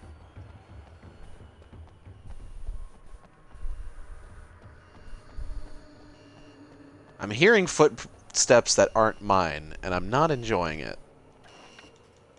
I'll take those. Oh, wow. Okay, that's way better. Flash bang. Okay, I should be able to figure this out. Yeah, after the last game, I'm basically an electrician.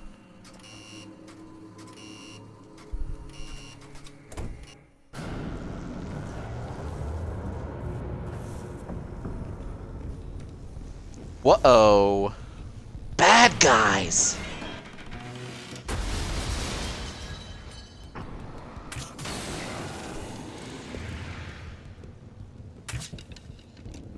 Oh, shit. Okay, hold on. Oh, nope. Back off.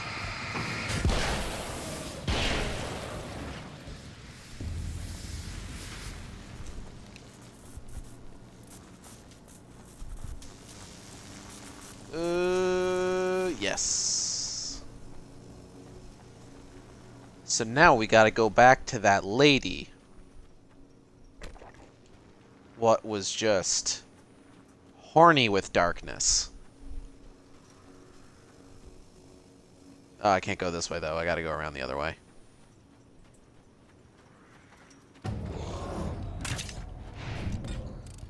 Now, you may be thinking to yourself, Gage, that's a horrible way to describe that, but, like, what other way is there?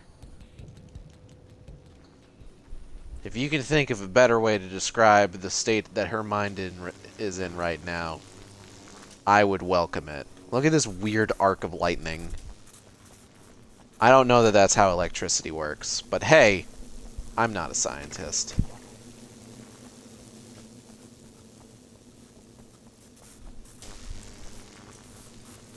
Is this the way I'm even supposed to go? It's not. I'm a fool.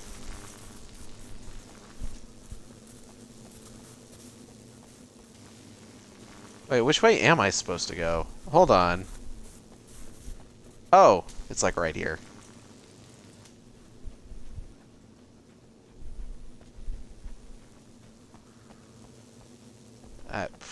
Okay. Okay, okay. God, this is worse than that fucking hedge maze.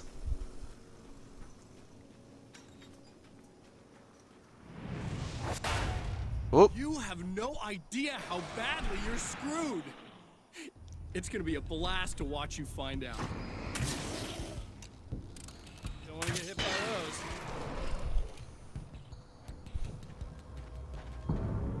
So he said that, but we didn't actually get a chance to see what that guy throws. He basically throws flashbangs full of darkness. They're not a fun time.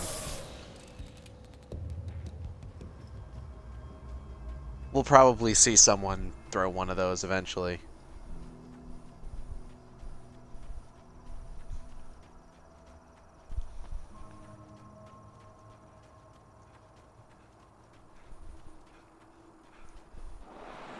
Oh, wonderful. Fuck. Oh yeah, there's one. Ow. Okay, you know what?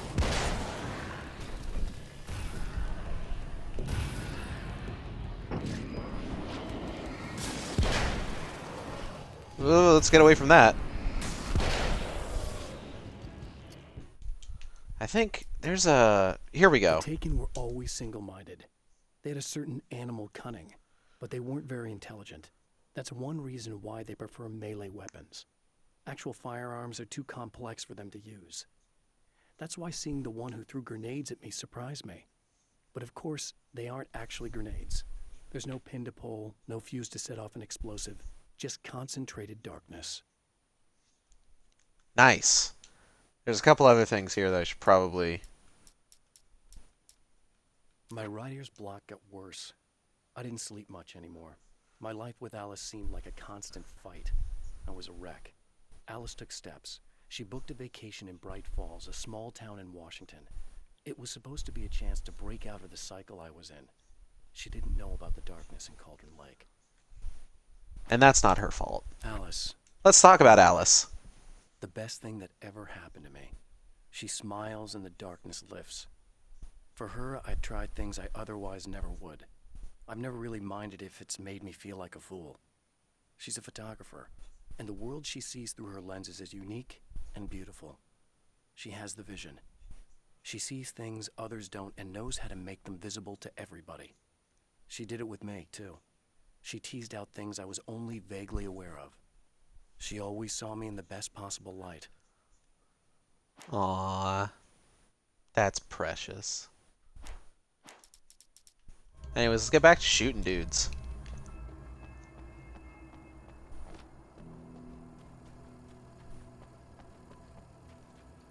That's a fucking bright-ass projector's booth. Jesus.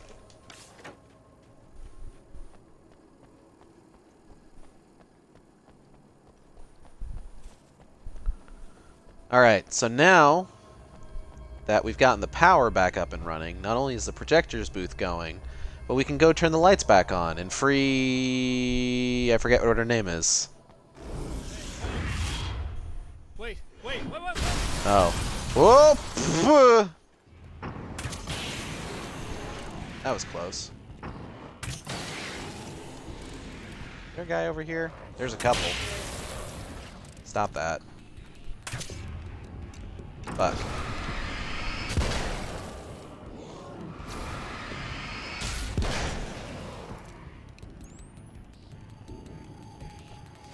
I see you, motherfucker. Don't think I don't see you. Come on.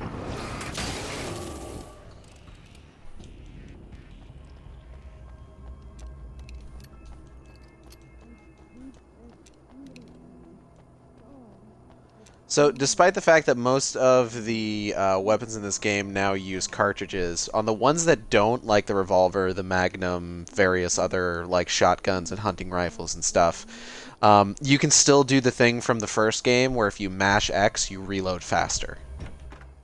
It's pretty nice, actually. Hey, lady, guess what? Ba-bam! No, don't. Oh, it's not. It's you.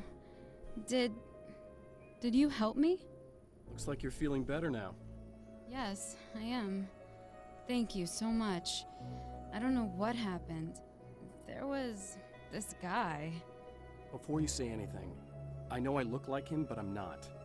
Don't worry. You just don't feel anything like he does. He was in my head. I feel like I need to take 50 showers. Where is he? That asshole wanted to get into the projector booth. He was talking about fixing things so the sun never comes up. God, it didn't seem that weird when he was saying it. It sounded really good at the time. You weren't yourself. The projector booth. That sounds about right. I need to get in there. I have the access code for the door. Here. Thanks. I'm just glad you showed up now. He said he'd be back after he'd arranged for some security. Do you feel up to telling me what's going on here? We have an art exhibition here, supposed to open tomorrow. I'm the curator. My name's Serena Valdivia. Alan Wake. That's her name. Holy shit, it is you. I've seen you on the big screen. I know your wife. You know Alice? Wait. Big screen. Yeah, we have a film from her. Big screen. What the hell happened to Big you? screen? Yeah, there's a big screen just right over there. Getting back to Alice. Oh, God, yeah, sorry. It's quite a coincidence that you're here. She made this short film. She shot it years ago. You're in it. It's a part of the exhibition. I'm in a film? Yeah, it's like... it's just footage she shot of you at some point, but she turned it into this thing. It's, almost like a memorial of sorts, because, you're supposed to be dead. Or something. Uh-huh. Makes about as much sense as anything else. Is she alright? She's okay, I guess, all things considered. I know her pretty well. You're really Alan? I can't believe you're here. Nobody knows what happened to you. But there are people who say they've seen you. That wasn't me. He just looks the same. Like, Yeah, but that guy's a lot more slimy. The thought of him makes me... I hate him, but there's something about him, God, he's so creepy. Anyway, you're not like him. At all. I hope you can stop him. I hope I can stop him too. It's gonna be tough. Alright. Let's go ahead and head to the projector building, and I'm gonna bust out ye old flare gun because I know what I'm gonna need for this.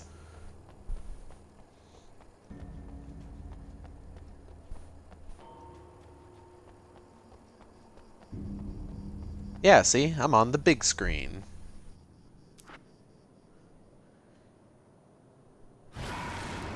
Oh. That seems bad. I guess it was too much to hope for an alarm and a fat whip. Oh no. The dark fountains. Haha. And that's how we do it. So we gotta destroy the dark fountains. They're actually not that difficult to really destroy, honestly. It's pretty simple if you've got the flare gun. This, children, is why we hoard flared gun flared chance flare gun rounds.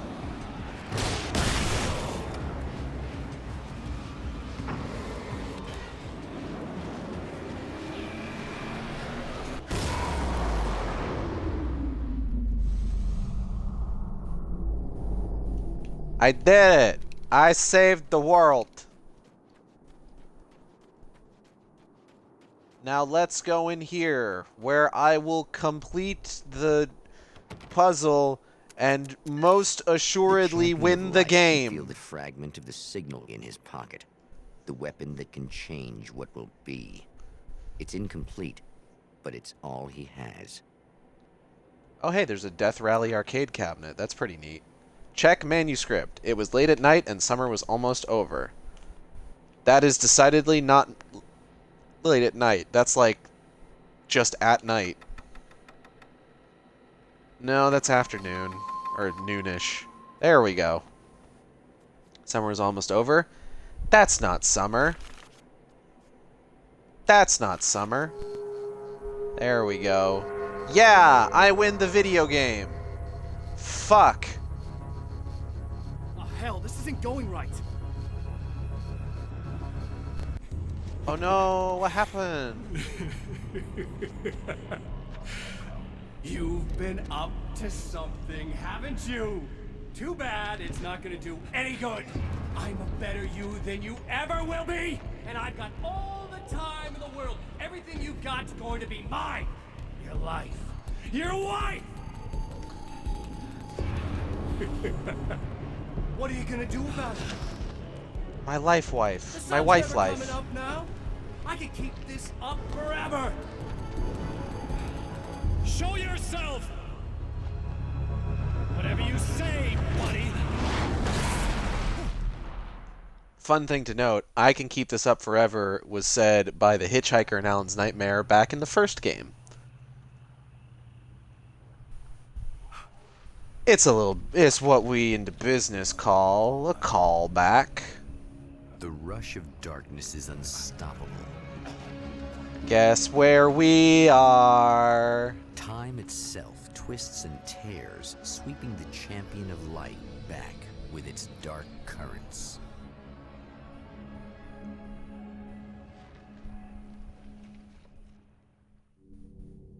Again, We're back at the beginning of the game. A maze that loops back into itself. Hooray! Here again. They sent me back. This is this game's narrative gimmick. I'm trapped in the darkness.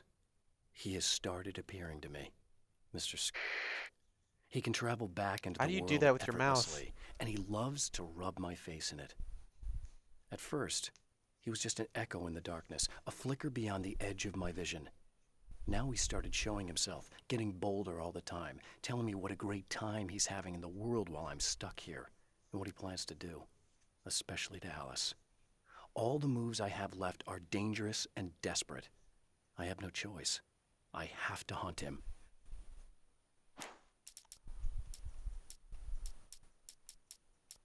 What else we got here? We got Night Springs, the cult TV show. Night Springs doesn't exist. It's a fictional town from the TV show I used to work on. It was Any Place USA, a place we used as a backdrop for whatever strange story we had that week. One of the stories I wrote for the show involved a man, the champion of light, fighting his evil double, the herald of darkness. It was something I'd written back in the real world, something I had a link to, a framework I could build on. I had adapted it into a new story. This story.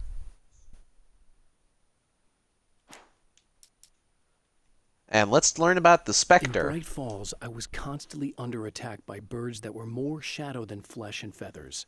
But this is an evolution.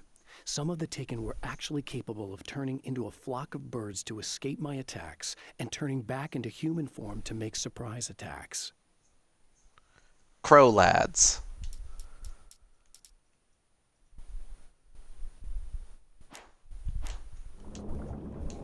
All right. Here we are, back at the beginning of the game. Now you may be asking yourself, Gage, how does it work? Are you just going to have to play the game all over again? Kind of. It's not quite as complicated as all that, but you'll see. You'll see. Don't like that.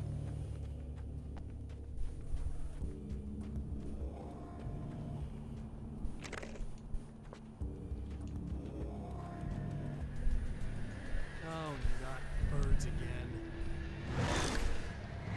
What the hell?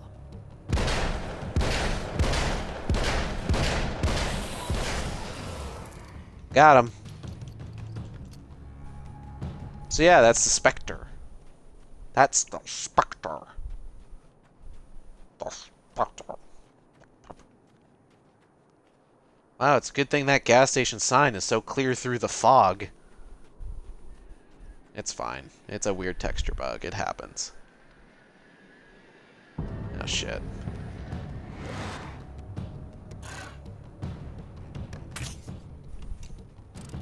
Hold on. Hold on. Gotcha! So those guys will run up to you, slash you a couple times, and if you shine your light on them, then they turn back into the flock of birds. And it's just the worst. Anyways, let's go see how Emma Sloan is doing.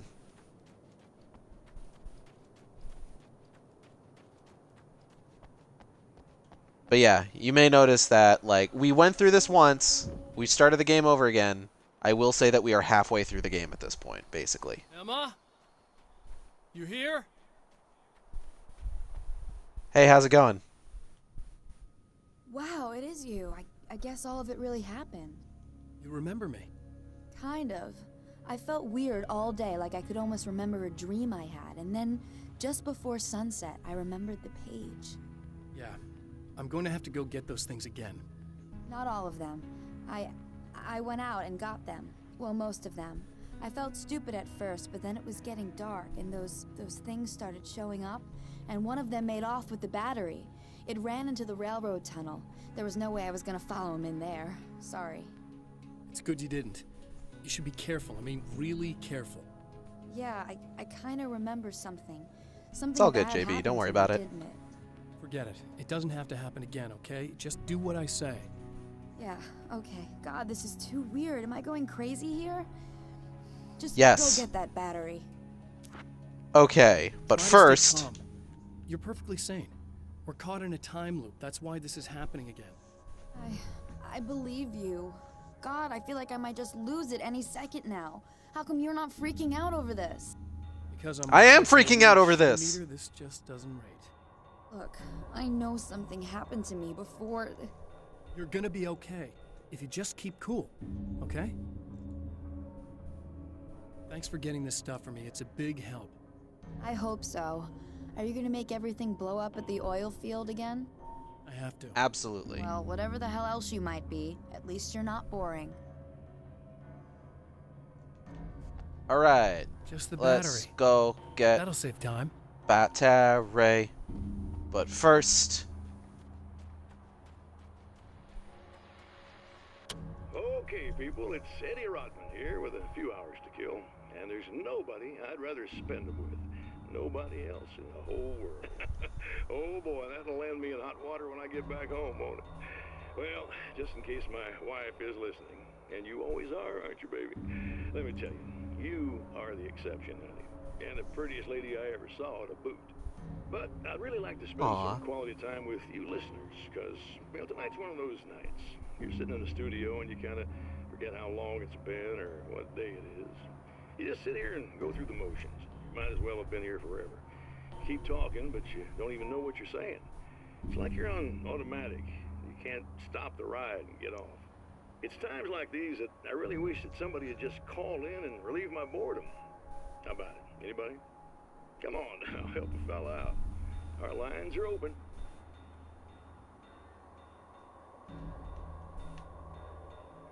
Oh, well, no. I guess he's not getting any calls on this run.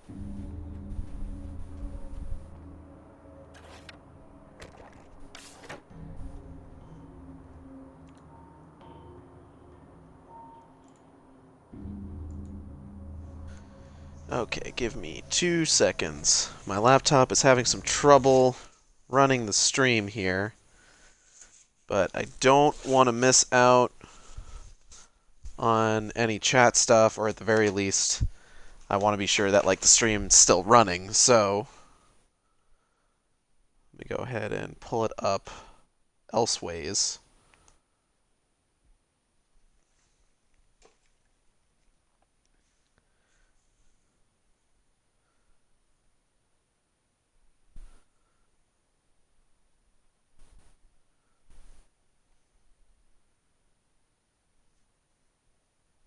I'm good on gifting. Thanks, though. All right. I'm good on gifting. Thanks, though. All right. Let's go watch this TV. Boop. Okay. So this chick just came up to me and said she's my biggest fan. I know. They all say that, right? And she's giving me the eye. So I make a couple of moves, we have a couple of drinks, and then things start happening. But I say I have to go to the bathroom first. Uh-oh, right? She's got no idea. Watch this. This is gonna be priceless. All right, I'm watching.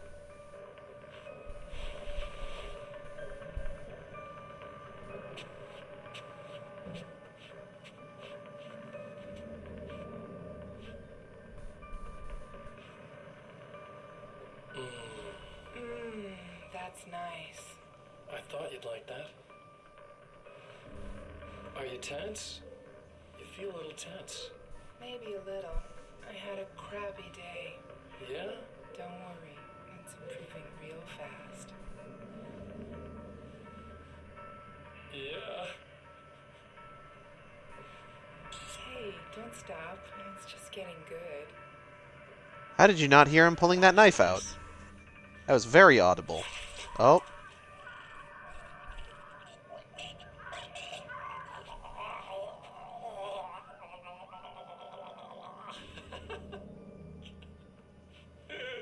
Yeah! Did you see that? I did. Oh man! Did you see her? Boom! More than anything else, that sets us apart from animals. It's in our nature to imagine, to turn fantasies into legends, to be storytellers. But on a rare occasion, the line between fiction, imagination, and reality becomes hopelessly blurred, and nowhere convincingly as in Da-na-na-na-na.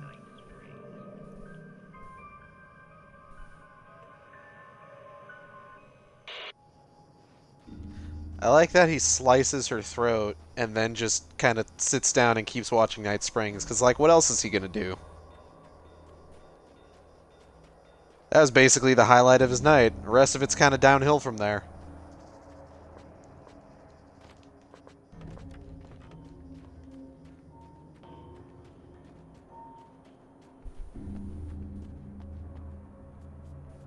Oh, it's in here.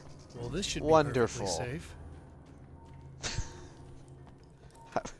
Okay, yeah, you know what? Fair.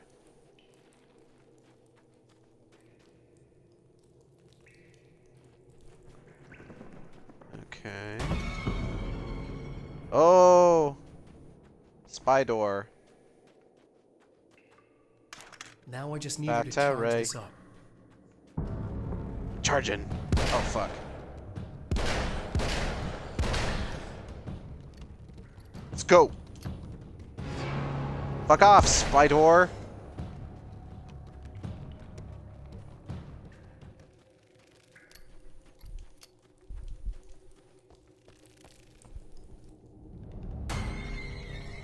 Oh no!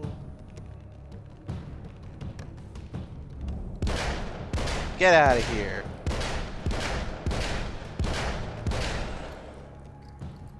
Hold on. Okay, everybody just chill. Oh, ouch, my guts. Whoa. Nice try. Nice try.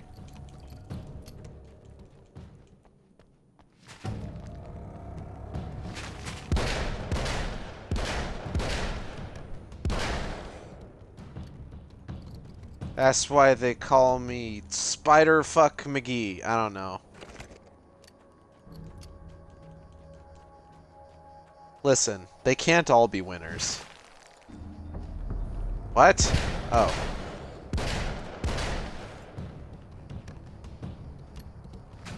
I'm just gonna go.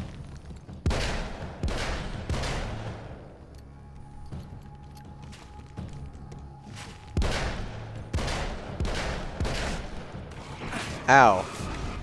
You know what? Fuck you guys.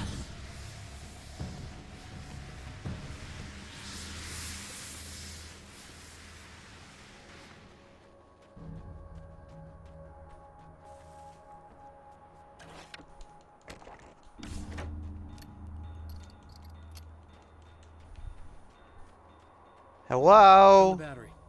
Okay, I'll charge it. Here.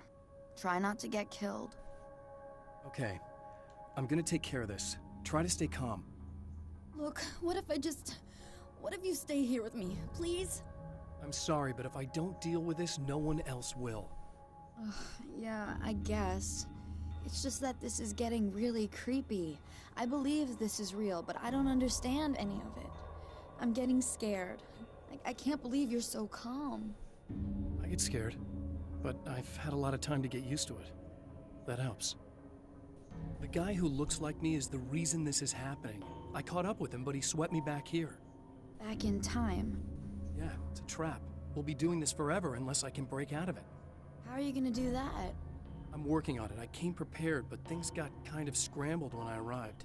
I'm tracking down the things I need. Yeah, well, feel free to climb back into your DeLorean or whatever it is you do. It's not quite Back to the Future, but okay. It's more Groundhog Day. Or Live, Die, Repeat, Edge of Tomorrow.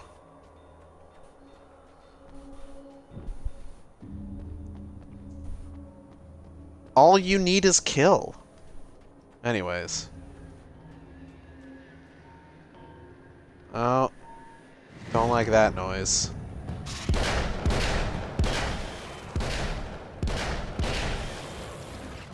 Stop that.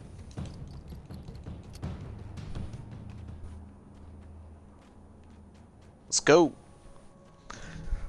I really like the Alan Wake game story. Yeah, it's super good. These are good games. Remedy makes good stories. I am excited to continue playing Control.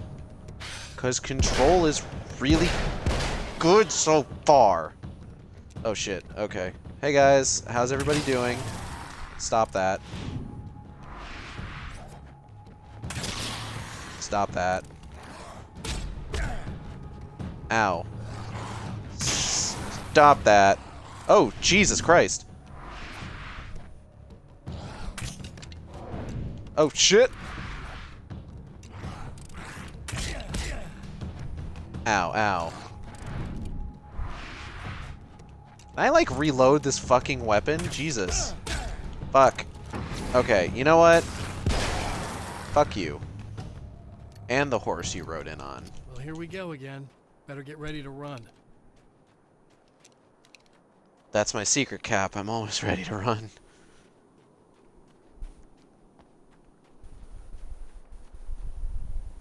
Manuscript.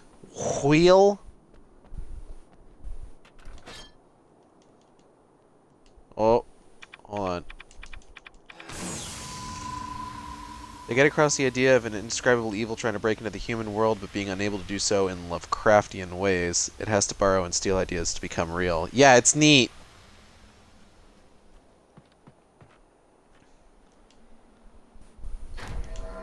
Like, Mr. Scratch is described in story as essentially being more creative than the Dark Presence was. And I'm wondering if how much of that has to do with him being a double of Wake. But the Dark Presence can't do anything on its own. It needs someone to free it, to make it happen. Kasabian. Oh, here we go again. Krakow. To the edge again. All I've got is a dirty trick. Yeah, boom. Ba-na-na-na-na-na. Say I want you. Da-na-na-na-na-na. Tell you I need you. Da-na-na-na-na-na. Da-na-na-na-na-na. Da-na-na-na-na-na. Let's fucking get the fuck out of here. Shit. Oh. Hey, boys.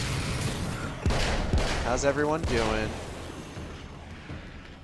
Where did that guy go? Oh, shit. Sneaky motherfucker. Everything exploding. Mr. Scratch was an unintended corruption of Thomas's works. I guess, sort of. Never really how I ever interpreted it, but you know, it's not like there's a one-to-one explanation of this shit, so. This is not the bad thing. Nothing.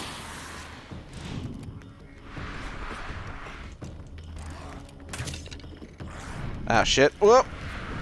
Haha.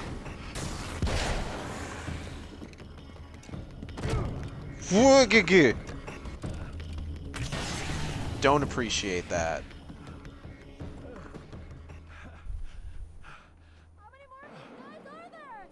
Just Keep your head down! There's a few.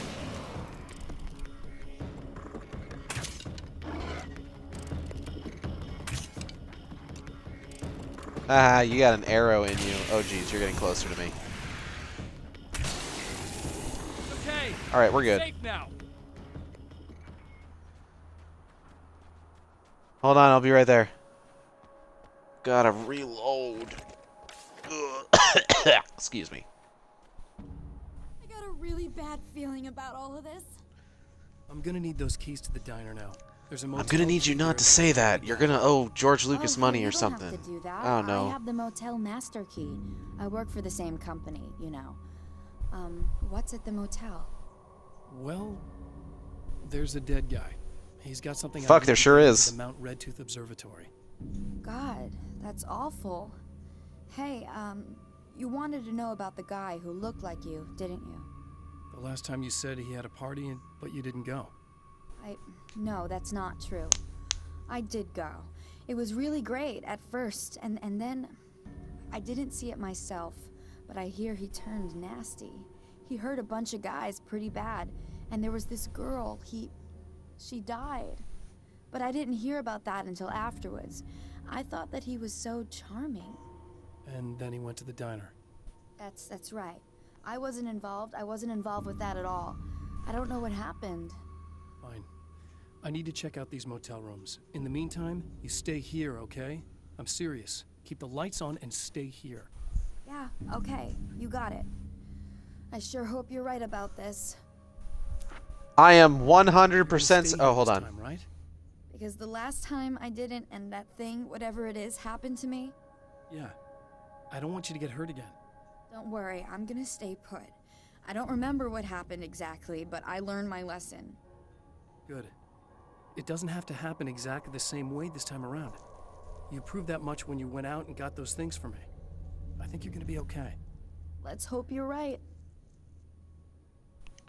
I am sure nothing bad will happen to Emma Sloan this time. Oh no. How unfortunate. It's tragic, really. There was nothing we could do. Anyways. Hey, man.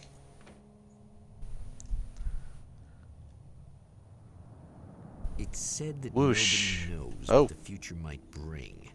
But for this man, it's no longer entirely true.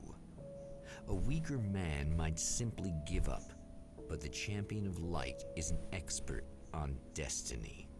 Sometimes the puppet and puppeteer can be one and the same.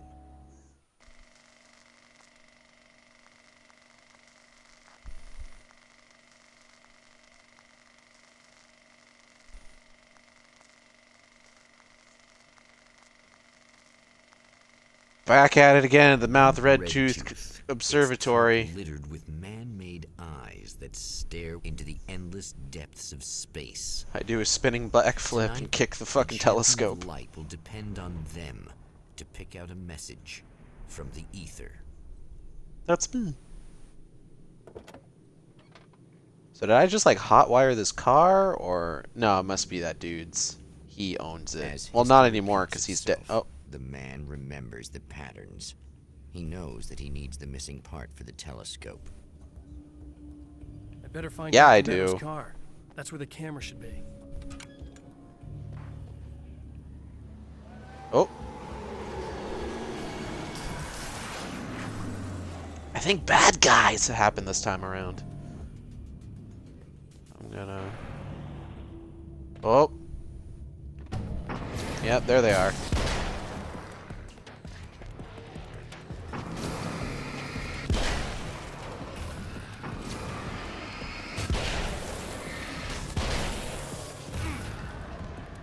Ouch, my guts.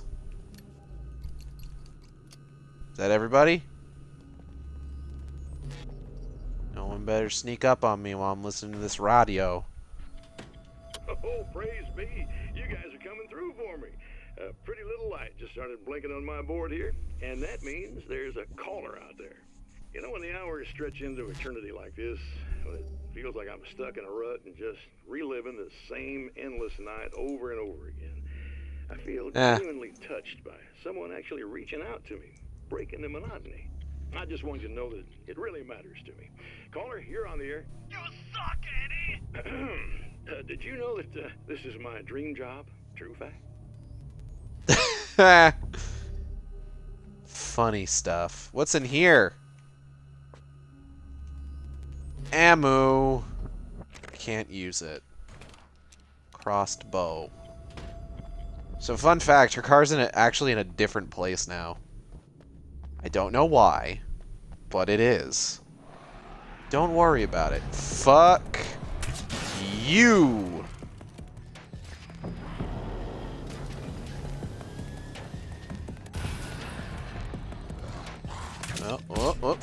Oh, shit. Okay. You know what? Don't appreciate that. I don't appreciate you. And I certainly don't appreciate this guy. Motherfucker. Fucking...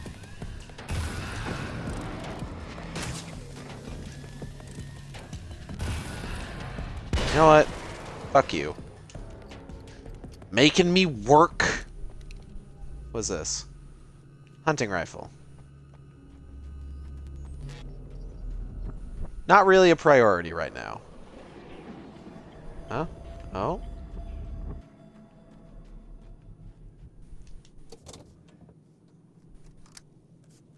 Got it. What was that noise?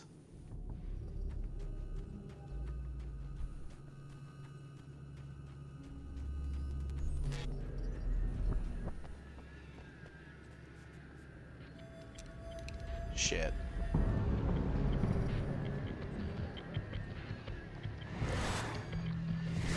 I would rather you didn't.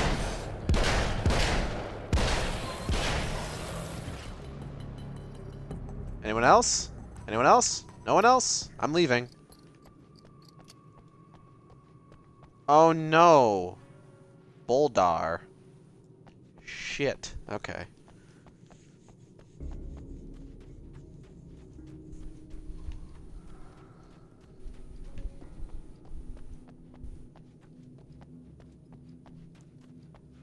Gotta run. All the way around. Luckily in this game, Alan's cardio is a little bit better. He's able to run for just a bit longer. Oh no. Don't like that.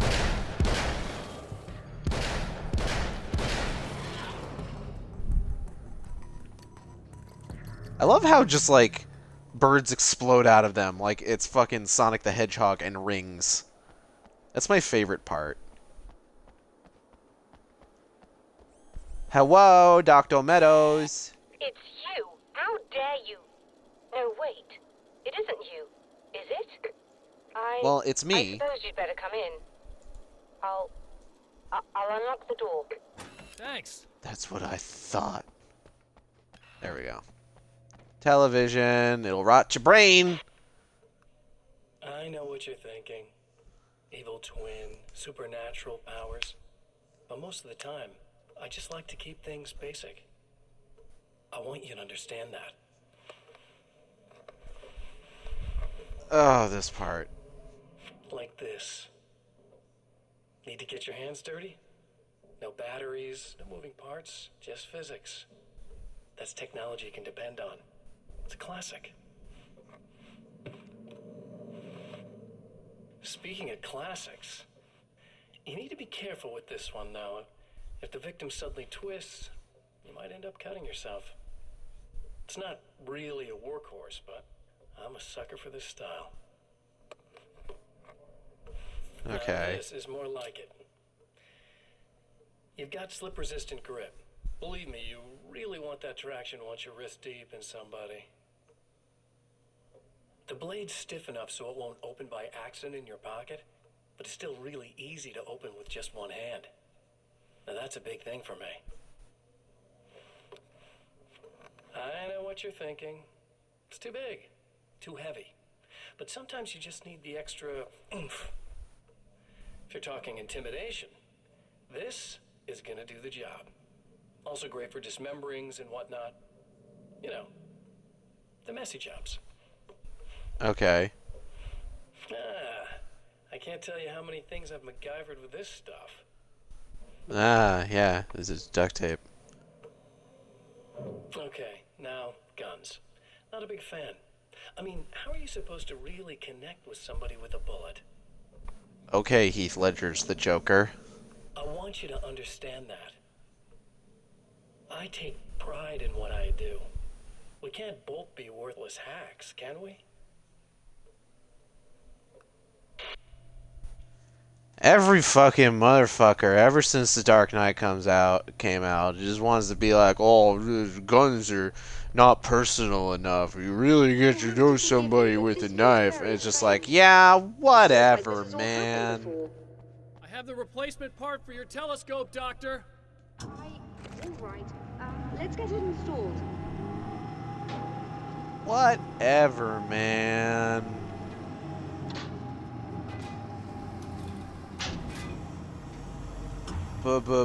Guns versus knives. Joker's trick. Click a click click. Booyah. I think we can give this a go. Although I have this strange feeling that something will Don't go start wrong. it up yet.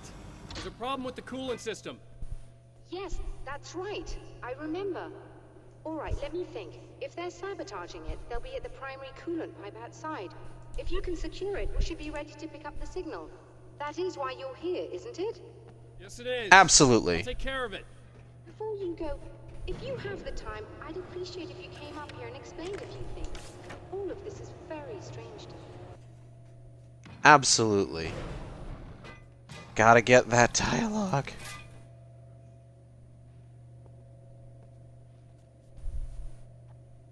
Da da da da. Ba ba ba ba ba ba ba. Hello. I don't quite know what's going Hello. on, but I seem to remember having had this encounter before.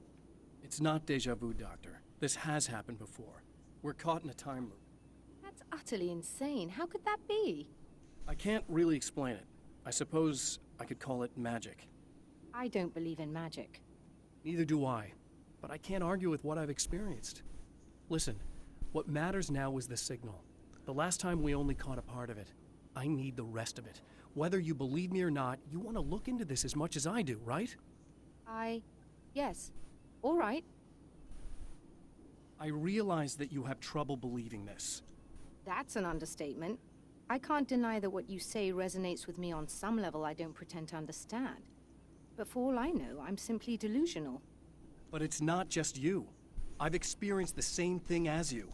Doesn't that prove something, at least? Maybe. On the other hand, given your appearance, and the fact that you're trying to convince me that I'm not insane, perhaps you're merely a hallucination that accompanies my delusions. You're not. That's it. You hit it nail on the head. For what it's worth, I'm a skeptic by nature. I completely understand your reluctance to believe me. There are people caught so deep in their psychosis that they retroactively manufacture memories and beliefs that conform to the situation at hand. Sure, but you have to stop second-guessing yourself at some point, if you want to get something done. Well, glad we could have this conversation about, you know, nature of reality and delusions and psychosis.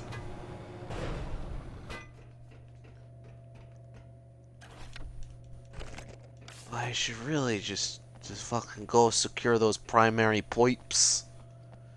Pipe. When balance slays the demon, you'll find peace. And in the end, it's never just the dark you seek. When balance slays the demon, you find peace. Find your peace! Alright, where am I going? This way.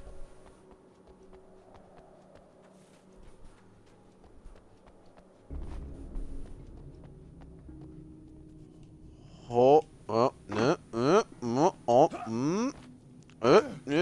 nope, not quite. In the end, oh fuck. Hooray! I hurt myself. Like a fucking brain genius. I'm okay. I'm less okay now. Oh, game's having a little trouble. Let's see if we can lighten its load a bit. Oh! Shit. Okay, I'm in a bad spot right now. Oh.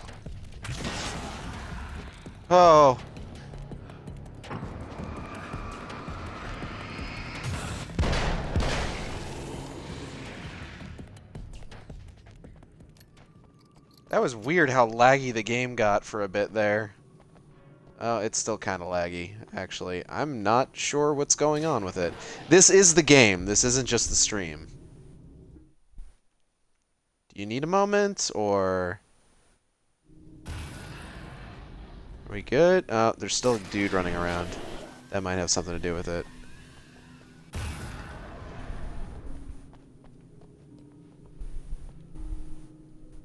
Oh, he's stuck.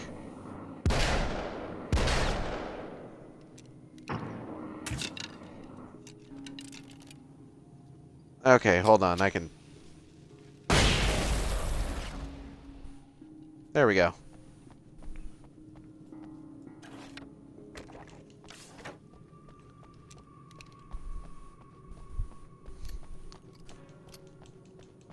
These beams hate the light, am I correct? You should be able to turn on the lights and secure the area that way. Makes about as much sense as anything else. I think we're good to go. All right. I'll start looking for the signal. Please, head back. Yes, ma'am. Oh. Stanley's, no.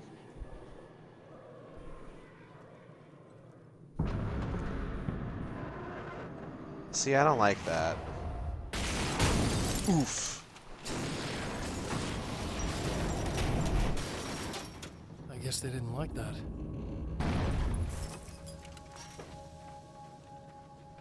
Well, they could just fucking deal with it. Oh. Mountain's trying to kill me. Haha. Stick and move, stick and move.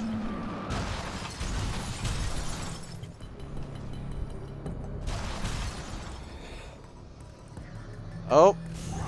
Didn't notice that.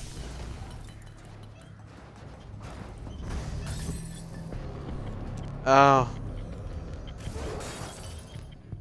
Oh. Please. Spare me.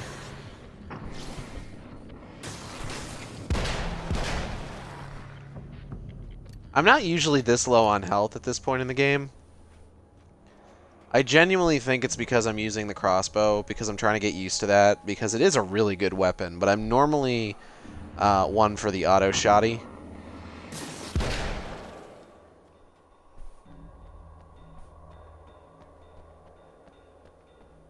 There's another guy that spawned over here. I saw you. I know you're here.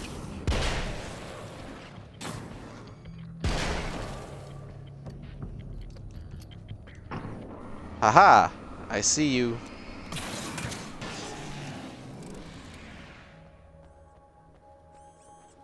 Please let me in. I'm dying, Squirtle.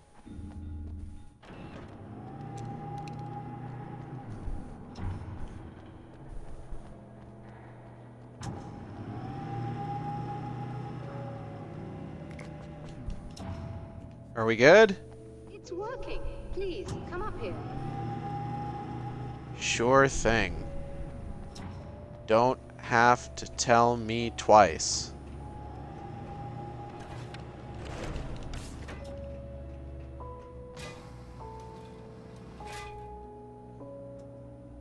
So by the end of this segment the first time around, we had been playing for about an hour. This time around, we've been playing for about 40 minutes. Find a signal? From the start of segment I don't 1. think it's quite the same thing we had the last time. Still, we're definitely picking it up. Are we getting the complete signal now? I'm afraid not. Take a look at it yourself. I'm printing out a hard copy now. I'd like to ask you a question or two before that, though, if you don't mind. Okay. What's on your mind, Doctor? Most people would find these events extremely disturbing, provided that they survive these creatures, that is. You seem to be quite adept at dealing with the situation. Why is that? Yes, I was involved in... It's a complex story. I was in this small town, and a horrible thing from another dimension kidnapped my wife and manipulated me into writing this horror story that came true. I learned to fight it with light, and I managed to contain it and free my wife. But I was trapped in its world. Are you serious? Absolutely. Yes. So, I'm used to reality working That's in the strange, basic even summation of impossible what ways. happened in the first And game. I fought these things, not exactly like this, but close enough for a good while now. Of course, I have certain advantages. Was there anything else? What did you mean when you said you have advantages? At the risk of sounding like a lunatic, reality is much more fluid than people think. It can be influenced. I didn't take you for a mystic. I'm not. I'm a writer. And under certain conditions, I can, for lack of a better word, rewrite reality. Change things. Yep. That's absurd. But it works. Assuming I believe this, why don't you simply, I don't know, write yourself some superpowers? It's not quite that simple. You need to follow certain laws of drama, I suppose. You need to think about consistency and symbolism. Often what you write isn't anywhere near as important as what you imply. There are things out there that will take advantage of your mistakes. You really believe in this? Don't look at me like that. You've experienced some of this yourself. I will gladly admit that something exceedingly strange is going on.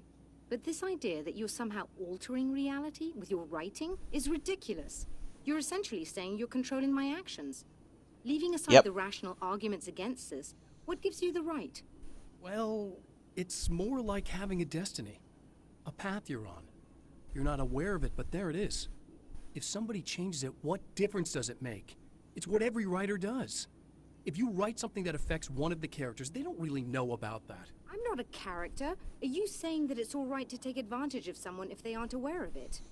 Look, that's a all I loaded meant was question. that if you're genuinely making all your own decisions, and those decisions lead to whatever destiny you have, what practical difference does it make? I suppose that depends on whether our destinies are determined by things like physics and probabilities, or natural reality, which is presumably neutral and impartial, or by some kind of an intelligence. If it's the latter, that intelligence makes choices based on some criteria. If we suffer as a result of those choices, there's a moral and ethical element involved, regardless of whether we're aware of its manipulations. Wouldn't you agree? You're taking this very well. I thought you'd be hangry. I suppose I would be if I thought you could actually do this. Good talk. There's a few different things on this one. Let's learn about When Dr. Meadows. Rachel Meadows got the call from Michael, telling her to hurry to the observatory, she didn't waste any time. It had been a nice party. She'd had a good time, but her social life would always play second fiddle to the mysteries of space. Michael never showed up, of course. He pulled over at the wrong rest stop. She never even thought about him at the time. The phenomenon in the sky above her was too fascinating. Of course, we know that Michael is super fucking The dead. film noir poster reminded me of Alex Casey, the detective's cool exterior never cracking even with the gun pointed in his face. In the back room, all the lights had been turned off, except for the lone spotlight which illuminated the bright red fire extinguisher on the wall. Okay. Another printout. Another Yoink. signal fragment. The message is still not complete, but it's another piece of the weapon he has built against his adversary. Mere words on a piece of paper, but in the right hands, they will hold back the darkness.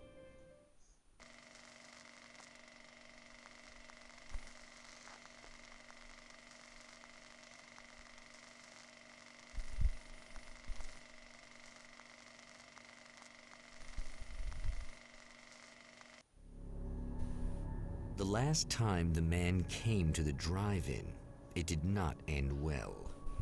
It He super hopes to didn't. avoid that fate this time. He hopes that what he has brought with him to this place is enough. It's not gonna be enough. There's like a whole nother loop. Ugh. Serena's probably out of her mind again. But I'm gonna need that key so I can get the power back on.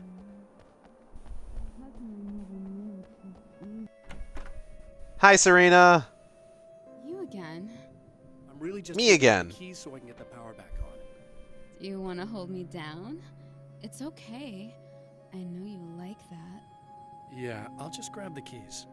I could be like your wife, little wifey, waiting at home for hubby.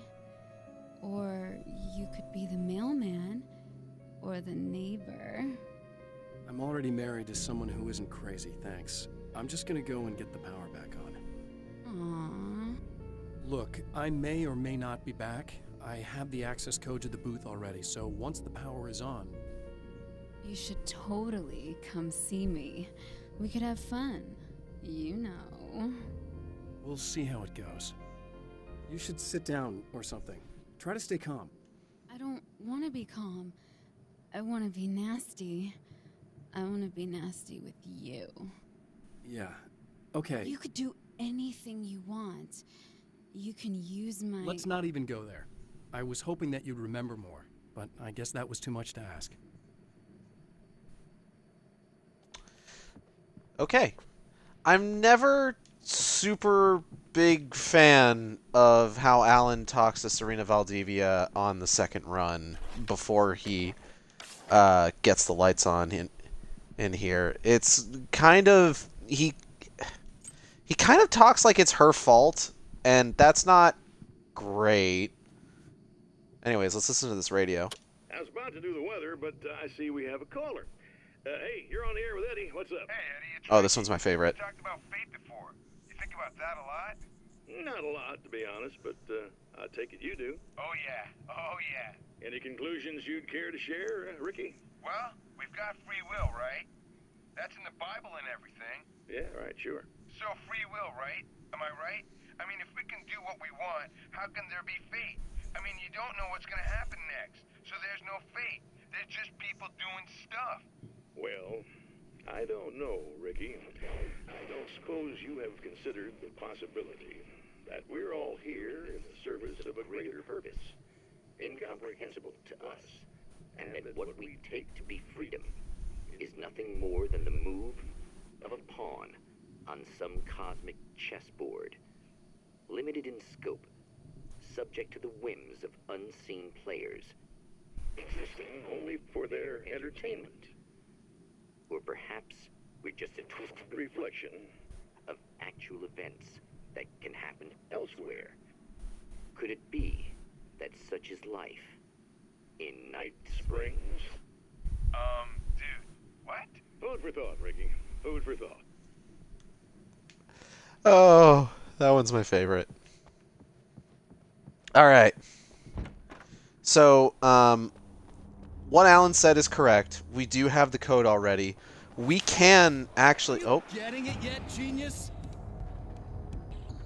I'm starting to put it together, sure.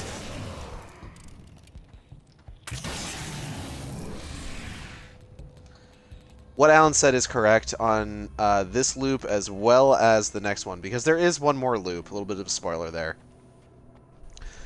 You can choose whether or not to go turn the lights on in the booth, or the control booth thing over there. Or, what? No, the control booth was back at the observatory. That little hut over there, Serena's little hut. You can choose whether to go back and turn the lights on to free her from the control of Mr. Scratch. I've always gone back and done that because I would feel like such a scumbag if I didn't.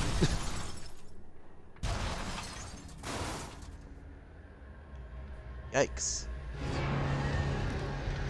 Oh no.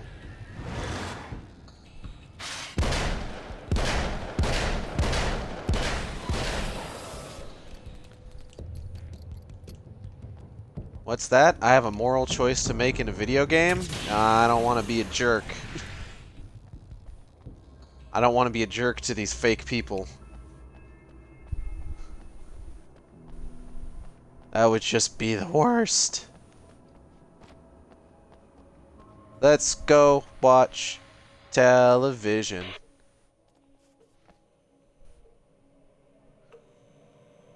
I want to talk about Alice. I would rather Just you look at didn't. her. She's really beautiful, isn't she? Your wife. Well, our wife, really. Just my wife soon. Don't worry. I'm not gonna treat her like the others. She's special. If I wanted her dead, she would be. I've been around for a while now. So talented. You haven't seen her new work, of course. Oh, it takes my breath away. Really, she's that good.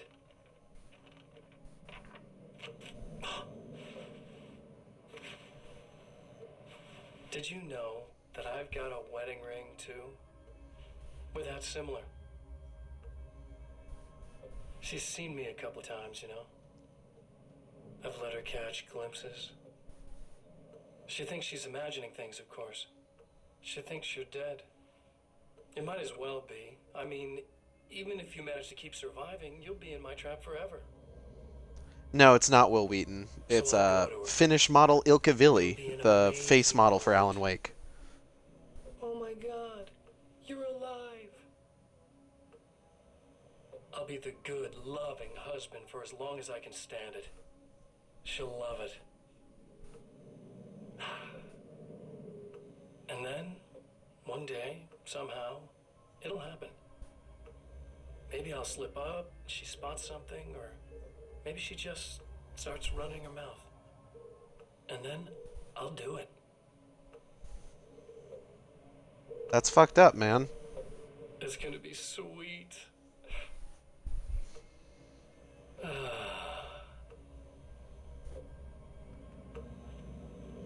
My darling wife. Also, hello, LZ. Welcome to the Shark Stream. Alright, where am I going now? This way.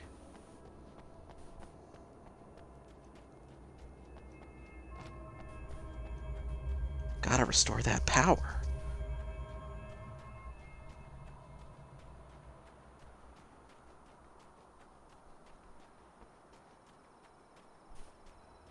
Pretty uneventful walk to this little power station. Oh. Like a little hamster in a wheel. Go ahead and keep running for all the good it'll do you. Okay. I didn't hit anybody. Hold on. Haha. Oh yeah, by the way, flashbang. Flashbangs don't like outright kill all the time anymore. Unless you like get them point blank like that. A lot of times they'll just woofa doofa. Bang. A lot of times they'll, at the very least, just like instantly burn away the darkness. Which sometimes is like the best you can hope for.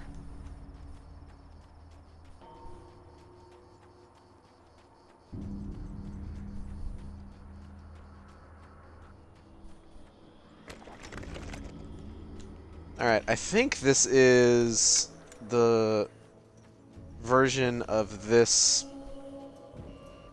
Oh god, what am I trying to say? This is the version of this sequence that has the spiders once you get the power turned back on, I'm pretty sure.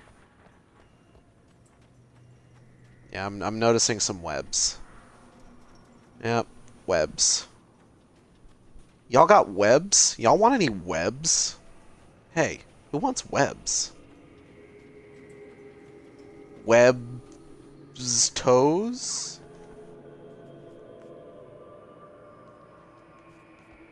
Anyways.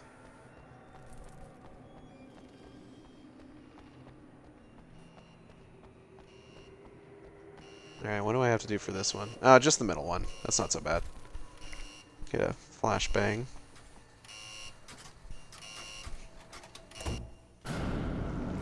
That was, a little weird to look at, but okay. Spiders! Oh, here they come. Watch out, boys. They'll chew you up. Whoa, here they come. They're spiders. What? Oh, fuck.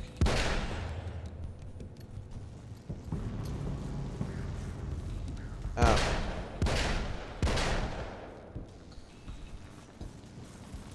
Alright, let's go. Ouch! My electric guts. Oh, shit. Okay. No, no. Stop that. Ah, fuck! God damn. Spiders as big as your ass!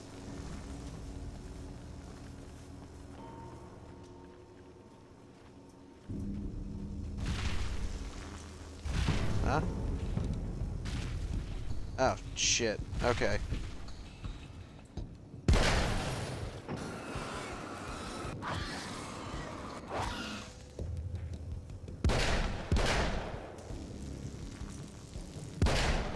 I would rather you didn't. Thanks. Oof.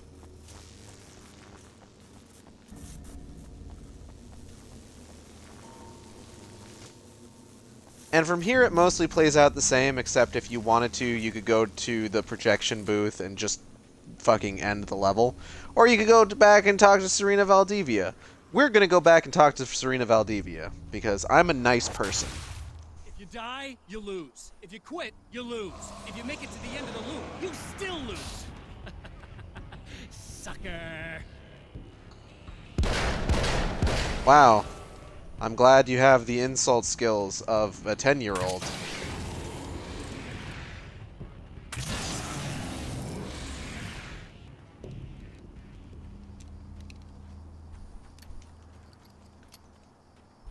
So glad my ultimate enemy and evil twin is such a fucking punk-ass motherfucker.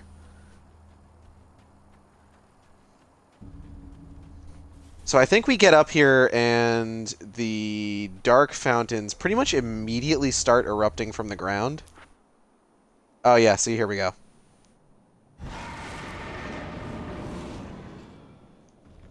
So that starts up. But we're not gonna worry about that for right now, because we gotta go save... Ah, shit. Fuck. I'm gonna need everybody to calm the fuck down.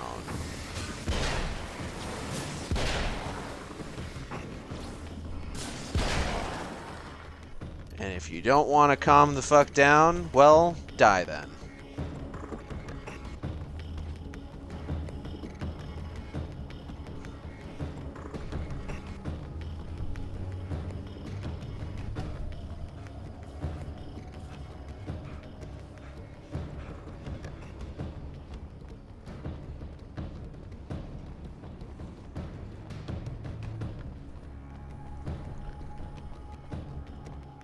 So your first run through the loop takes you about an hour and a half. Second run takes about an hour because it's like 20 minutes apiece.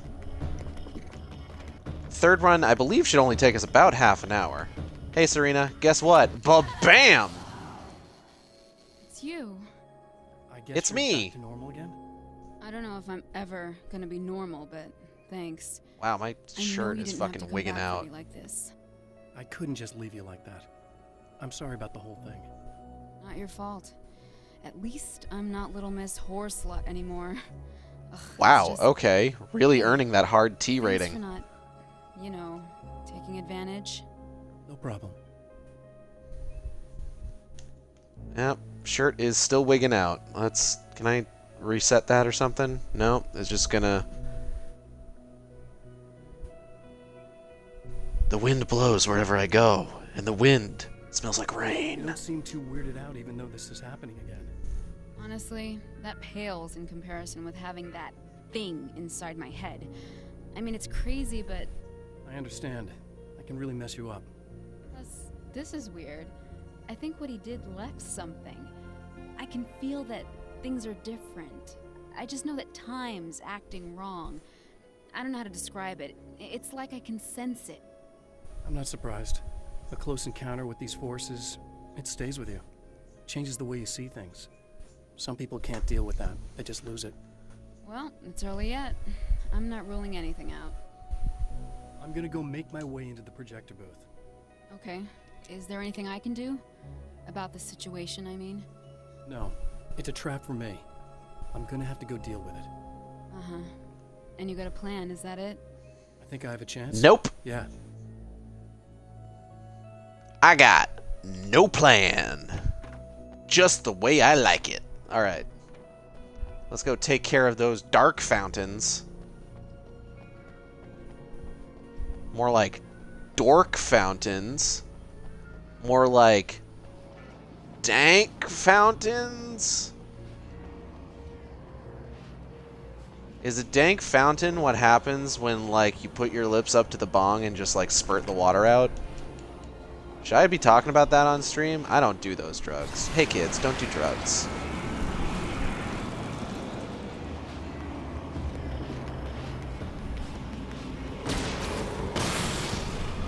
Legally, I have to tell you, hey kids, don't do drugs.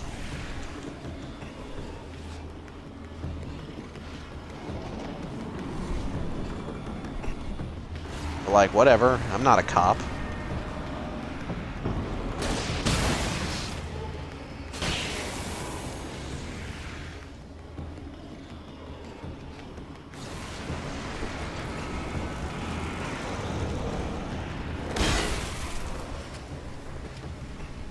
Hold on.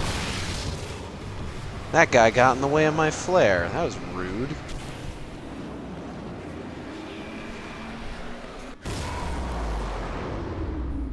I did it. I won the video game. Surely this will be the end of it. It's not going to be the end of it. We've got one more loop. But let's get in there and get that loop underway.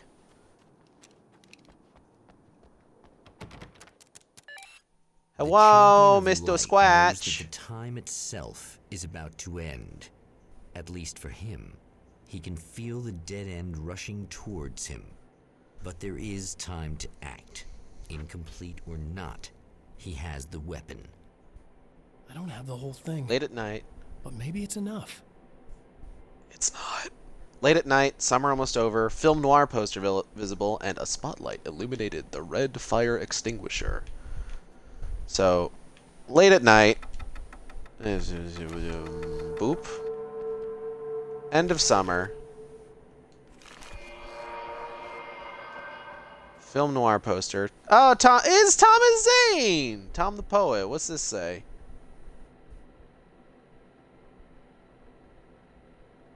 I can't read that. A Gift of Thorns. Alex. Oh, it's literally Alex Casey. It's just Alex Casey. Okay.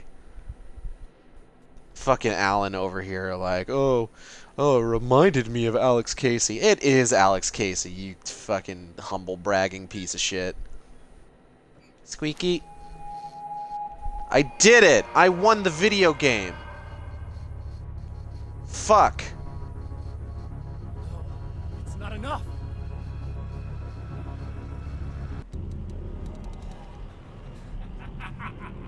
You're trying to be cute, aren't you? Yes, I'm adorable. It's a waste of time, buddy. You should just lie down and die. Let me take over. This is the only thing you've got coming to you. From here to eternity. No matter how many times you come back.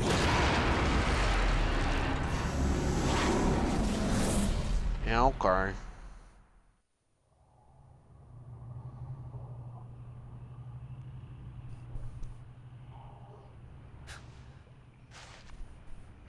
Time folds back on itself. Again, his senses scream as the very impossibility of what is happening assaults them. But the champion of light endures. Quit assaulting my senses, impossibility. It's rude. Each time he gets a little closer. Each time another detail falls into place. Now, the trap works against the Herald of Darkness. So this is the loop that everyone kind of gets their shit together on, which you'll see very quickly. Bye, bird leg cabin. Enjoy Oblivion. Like the video game. Oh, hold on. Let's learn about our new best friend. I've seen the darkness twist flesh into new shapes before, but encountering these giants is an extremely disturbing experience. It's as if the genre has been switched on me. There's something out of Pulp Fiction. Twice as tall as normal men and stronger than forklifts, their lumbering gait and slow-witted demeanor brings to mind some kind of mean-spirited caricature of a feeble-minded hillbilly. Holy shit! What are you, the King Hillbilly? Alan, you were just saying it was a mean-spirited caricature. Don't play into that. Whoa!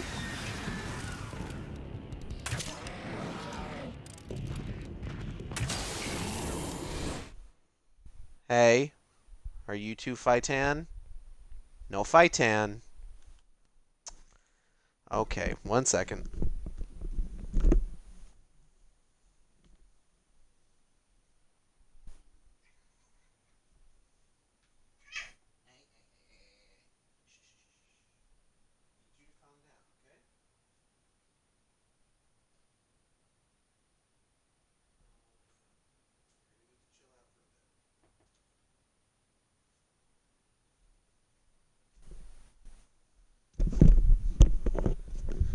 Cat got a little bit aggro. He's okay. He's just chilling out in timeout for a little bit.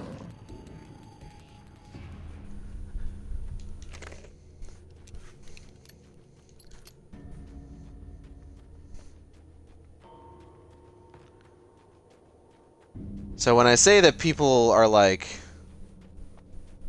got their shit together for this loop, I mean like everything's already here. Right on cue, bubbling to the surface from untold depths, the horrors come. The That's emerging really monsters good, do not well-timed expect the warm depths. reception that has already been prepared for them. Surprise! Everything's already here. Let's hit that wheel.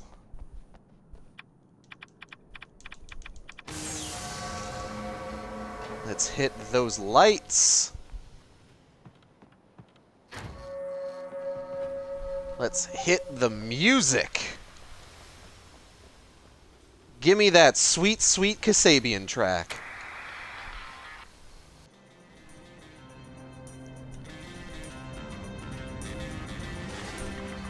Bonk. Oh, jeez.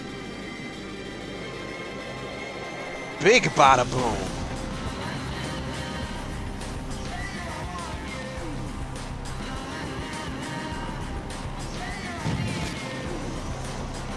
And now it's time to get the fuck out of here because yikes.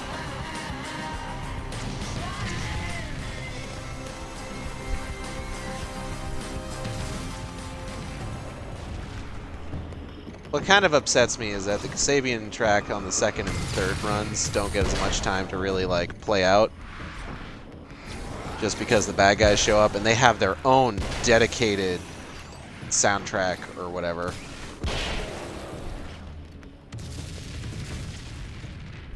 But what are you going to do? It's a good song. I highly recommend looking it up. I forget what the fucking name of it is. Saving Emma. I'm going to have to look that up once I finish up this here. Oh. Hello, sir.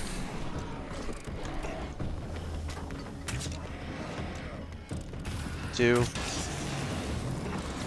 He's down. Oh! Someone backed up a little too closely to that motel sign.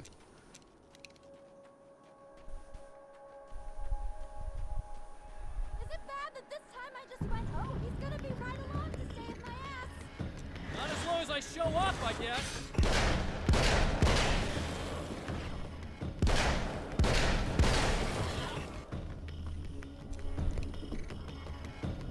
Hello, sir. Fuck. Hold on, I gotta lead it a little bit. Hello, sir. Got him.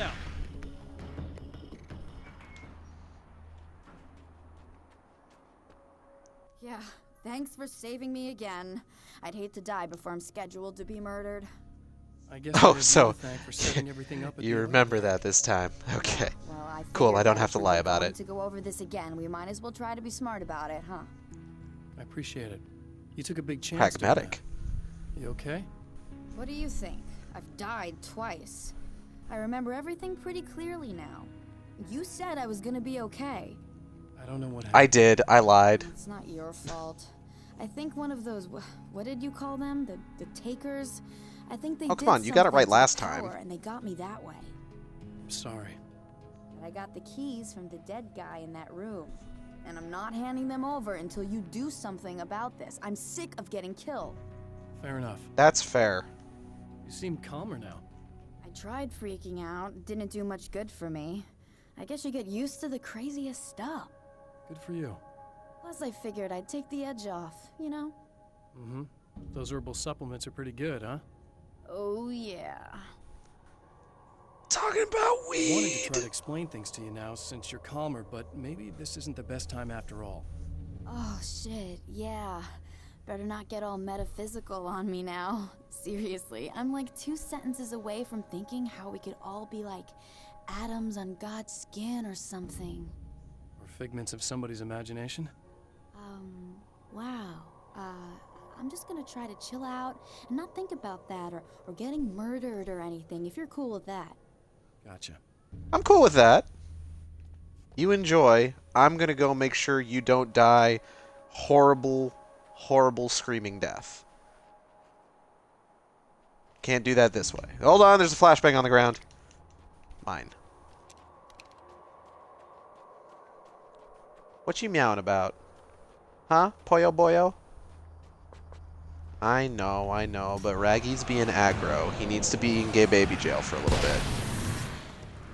Haha! Nice try. Oh, hold on. Whoop. Gotcha.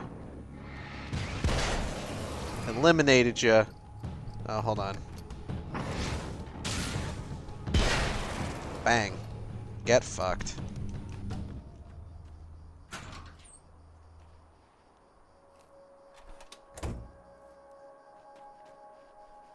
Okay, so one thing that's important that we haven't actually done yet, we haven't actually listened to the radio or the TV yet, so give me a second.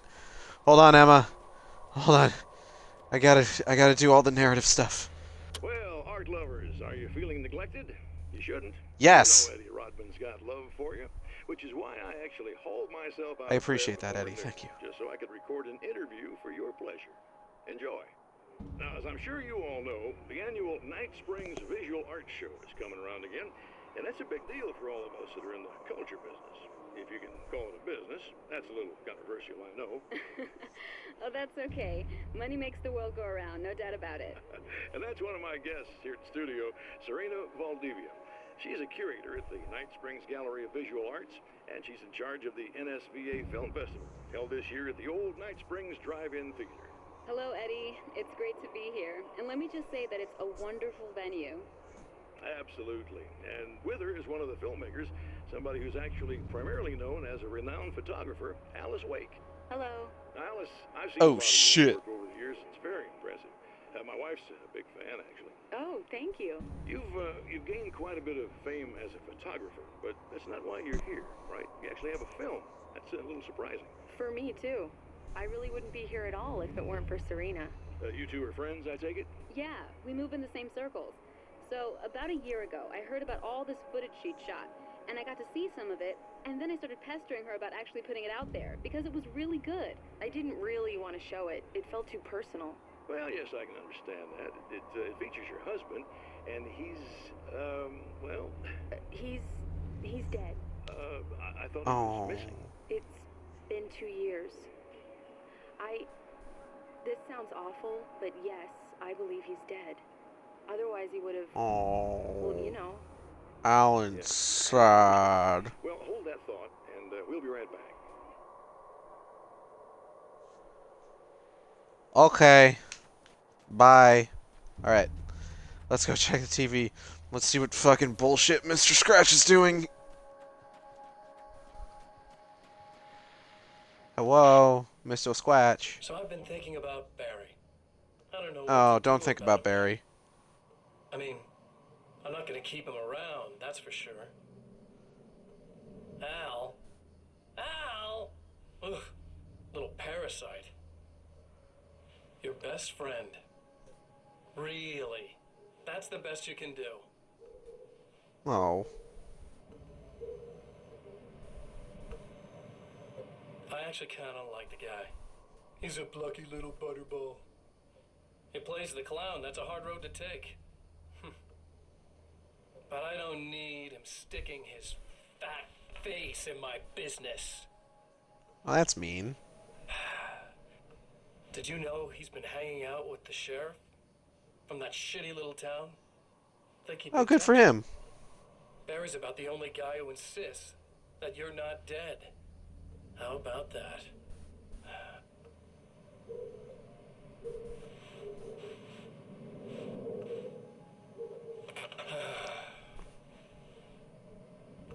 I might keep him alive for a while. Just to see him go to pieces when I fire his ass. Oh. Yeah. Yeah.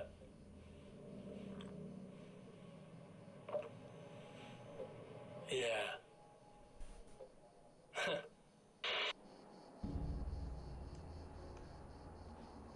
Alright. Let's go. Let's finish this level. Okay. I really don't think they can get to the power now. Thank you. That's a relief. Here's the keys that you needed. Thank you. Hey, I have to tell you, at the diner, I went there with him. The guy who looks like you, okay? I know I said that I didn't. Yeah, I figured. Want to talk about what happened at the diner? There was this guy from the observatory, and he just attacked the poor dude, smashed his face into the tabletop a bunch of times. It was horrible. I didn't know that he was gonna do that. I swear. And I just ran. I just left him there. I didn't even try to help. There was nothing you could have done. It's not your fault. Well, he's dead in that motel room now, so excuse me if I feel pretty shitty about it anyway. You shouldn't blame It's yourself. fine. I just didn't want to get involved. I have this tendency to just drop everything and run. I don't think I'm a bad person, but I didn't even call the cops. I'm such a coward. If you'd called the cops, we'd have dead cops. He's not human. Do you understand? It's not your Is fault. that so bad? But I could have tried to stop him. Believe me, if you had, you'd be dead. You seem to be doing a little better now. Yeah, I guess it just got easier once I got this thing off my chest. I just feel so guilty about it, especially because I didn't pick up on any of the warning signs. I just really liked hanging out with him, you know? He was smart and charming and funny and hot. The way you could be, I guess. I guess. What's the deal with this guy anyway? He looks like you, he uses your name. Why does he do this stuff? I'm not sure. Because he's myself. Maybe evil. he's just evil or my dark half. Yeah. He does a lot of the stuff I'm trying really hard to get away from. Things that just messed up my life. I guess all Like those punching out murders don't help paparazzi. either. Yeah, I could do without the murders and the end of the world. Listen, I need to get going. Yeah, go. I think I'm good now. I hope. Good luck. If it all goes well, maybe this is the last time we meet like this. God, wouldn't that be great? Just keep those lights on, okay? Anyways, we still have to go. Oh, God, excuse me. We still have to go into this room because the game still needs us to press a button to end the level. Nyum. The fate of countless individuals hangs in the balance, threatened by the machinations of the Herald of Darkness. And yet, for a moment, the champion of light breathes a little easier. He has saved one life. For this moment, it is enough. And soon, perhaps, he can put an end to this.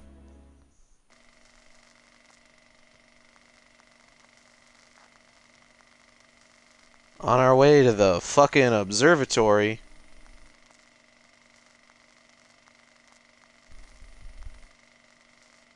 Returning to the observatory for what he hopes is the final time, the man feels anticipation and dread in equal measure. Soon, Dread-ticipation. he will have what he needs.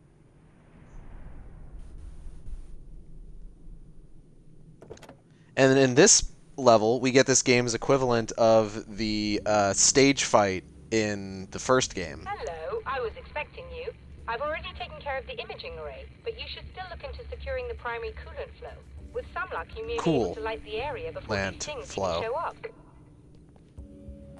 Sounds like a plan. Can I talk to you more on this? No? Okay.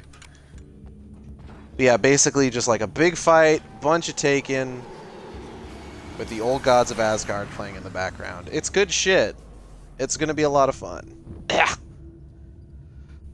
A lot of fun. Choking on dust? Press button. Thanks for tuning in for the second part of our interview with Serena Valdivia and award-winning photographer Alice Wake. Now, Alice, There's someone out there? your husband, Alan Wake. Is that a sore subject for you? Well, a little bit. Of course it is. Yeah? The way I see it, we had our good times and our bad times, and on the whole, we had a lot of good times. He really made me happy. I don't mind being reminded of him. So you're over him? I don't know if I'll ever be that, entirely. I still think about him every day. Literally. I still find myself hoping for... Well, sometimes I think I see him just standing somewhere, watching me. I think That's most Mr. people Scratch. someone they love experience things like that. But on the whole, I'm doing all right. 2 years is a long time to adjust, and I'm not really the type to wallow in the negative. Well, I know there are a lot of stories about Alan. He seemed to have something of a wild streak. That's not really what our show is about, though. Look, all that stuff really gets blown out of proportion. He had his problems, but it's really frustrating for me because people like to talk. They love to tell these crazy stories, and they never really knew him at all. Well, the character he created, Alex Casey, is a household name. The books still continue to sell. There's been talk of a TV series, a movie, a video game. Must be nice to know that his work is still being appreciated by so many readers. Yes, of course, but I don't really deal with the business side. I leave that to Alan's agent. That would be Barry Wheeler. Actually, I just interviewed him. He's currently in the music business. And he's also Alan's best friend. Do you two keep in touch? Or? We talk regularly. Like I said, he handles the business side. I think we should talk about her film. Yes, of course, you're right.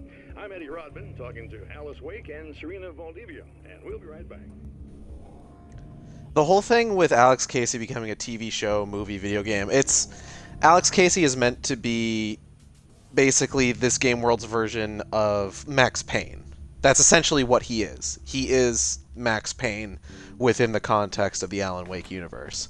Max Payne, of course, has 3 games out now. The original 2 done by Remedy, and then the third one, I forget what studio did that, but it's all done by, I think, Take-Two and Rockstar.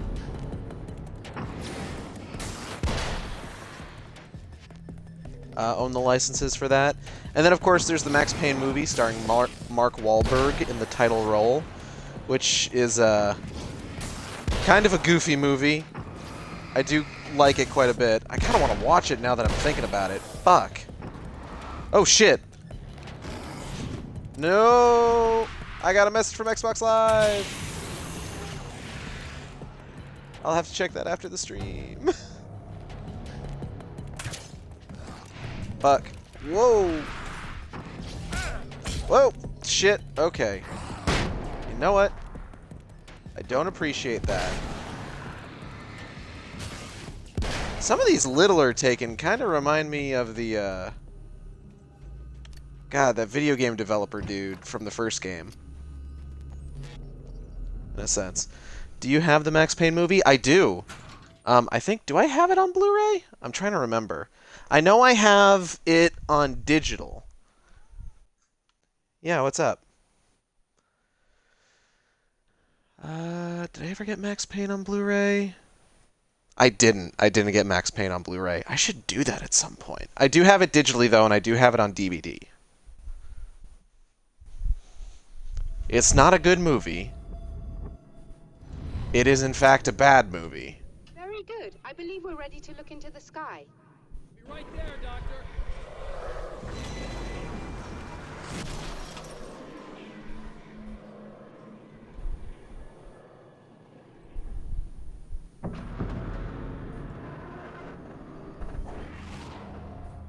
Oh, yeah, I remember this.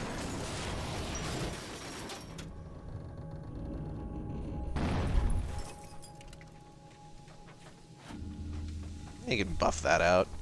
I'm probably, because I know what's coming, I'm actually going to, as much as I've enjoyed kind of like trying out the crossbow on this run, I'm thinking that, well, I'm going to take out this big dude first. With the crossbow. Because he's big and slow, and he doesn't know how to dodge. Oh, shit!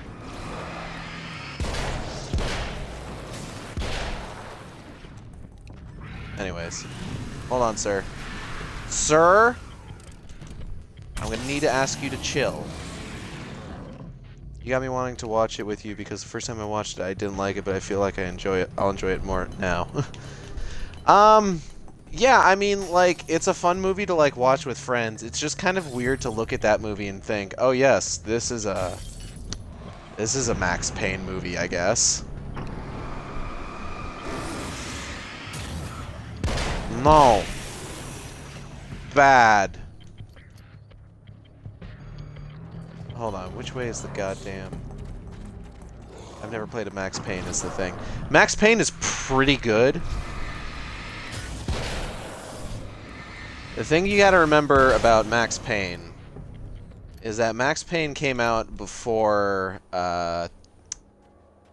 Resident Evil 4 revolutionized third-person shooters with the over-the-shoulder cam.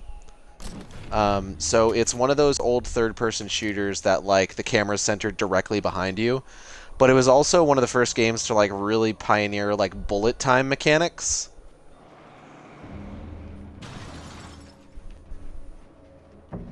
And also, the first game features Sam Lake as the I want to say face model, but he's really just a face texture for Alan or Max rather. And you know, Max Payne 3 is okay. Max Payne 2 is probably the best one, honestly. Max Payne 3 is okay, but it's not made by Remedy. Come on in.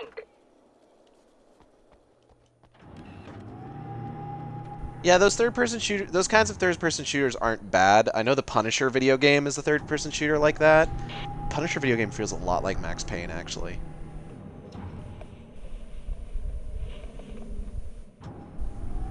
This is what you look like. Does that bother you?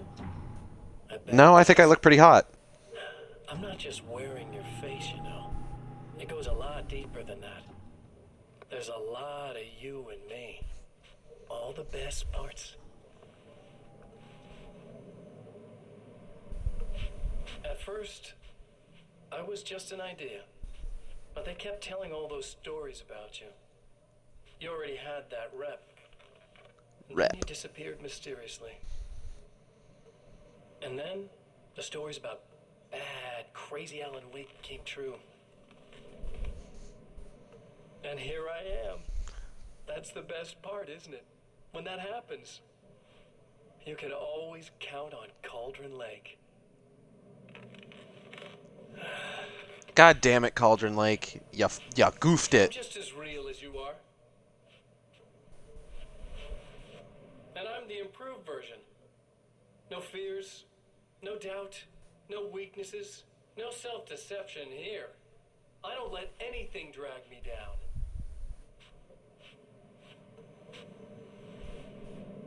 Okay. I know you like I know myself. I know it bothers you that I'm like this. That I It does. Your name, crawl my way into your life. Slick your hair back like that. It's weird, man. I'm better at being you than you ever were. I don't know about that.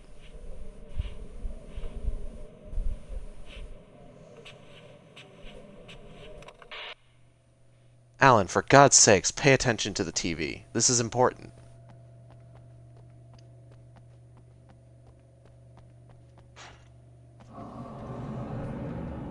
Oh, fuck. We need to protect the telescope or we can't complete the signal. Yeah, I know. Hold on. Oh, fuck. Here we go.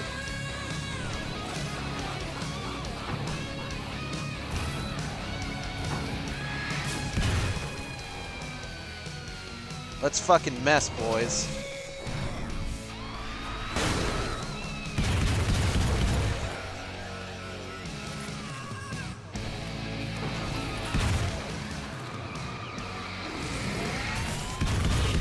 No.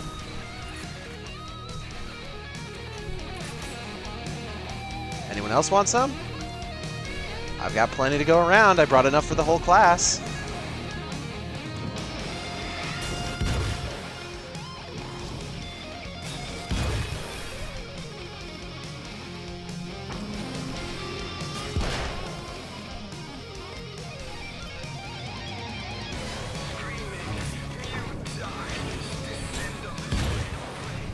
Whoa!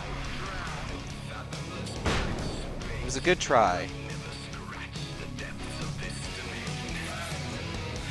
Ooh. I don't like that.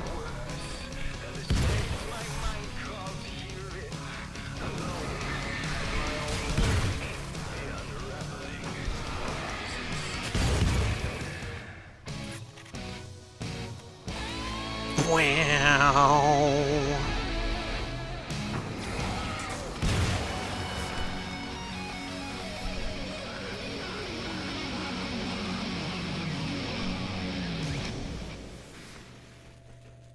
That was pretty good, if I do say so myself. I have it, but I wish these things would stop blatantly violating the laws of physics in my observatory.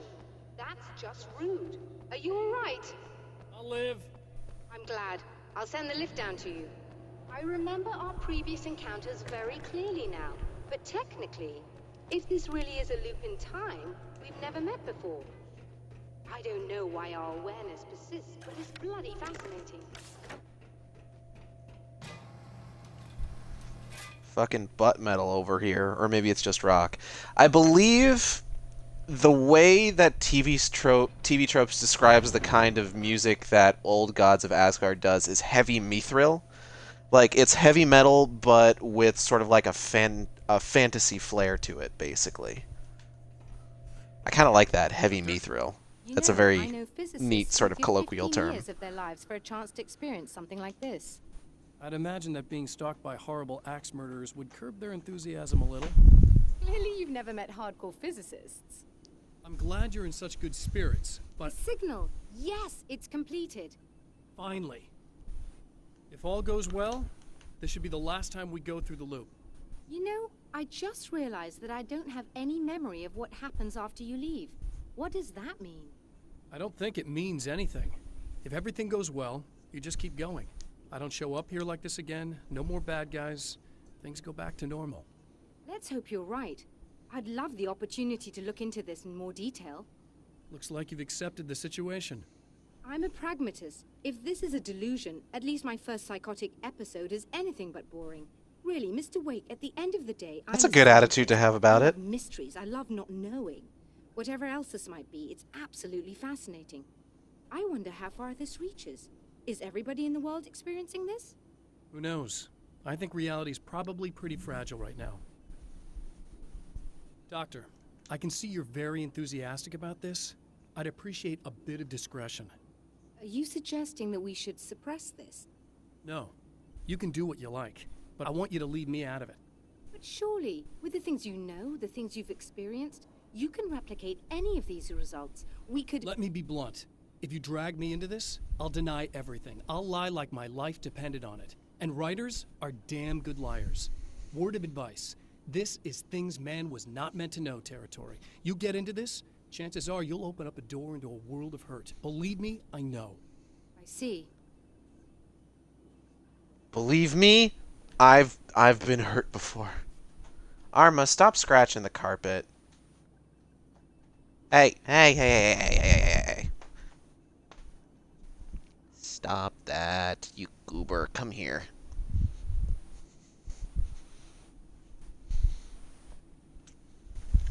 You're a goob. Anyways, so this is the one that we're going to get this time. I'd found her film from the pile of containers in the back. I'd threaded it into the projector. I swallowed hard, staring at the screen, hearing her voice. The sunrise I remembered so well only moments away. And then Mr. was there, nailed by the projector's beam, caught in his own trap. He shouted at me, first in confusion, then rage. And then the sun came up and things started to burn. Aw, yeah. Burning In a things. strange way, he feels at ease. He is armed with his own words, and when the time Someone's comes, meowing. they will be enough, or they will Meow. not. For now, he's content to let the currents take him toward the final confrontation.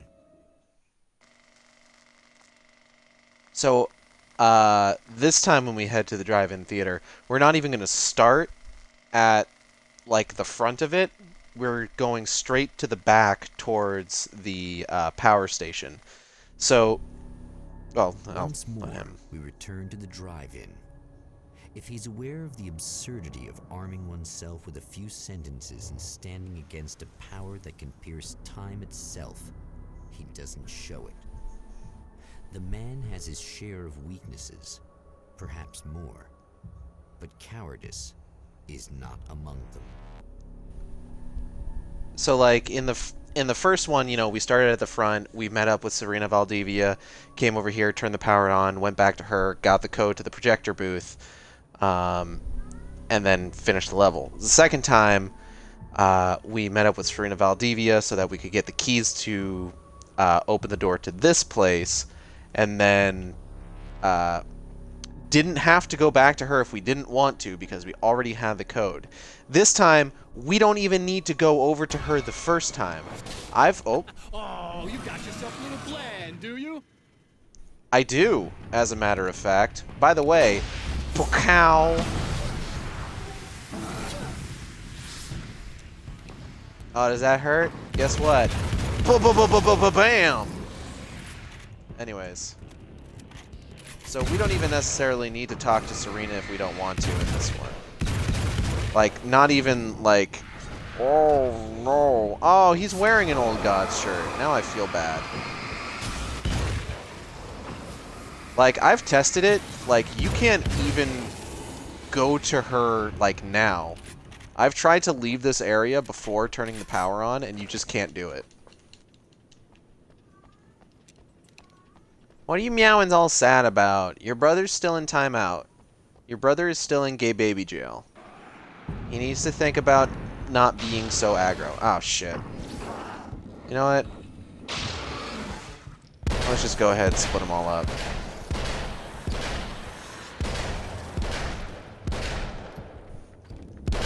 Fuck. Whoa! Hey, guys. Don't worry about it.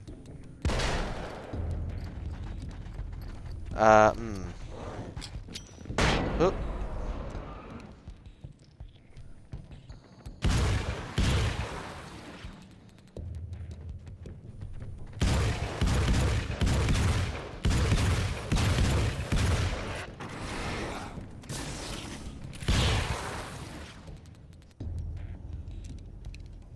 I like how they flew from that grenade. It was pretty good, yeah. Fuck, what was I talking about?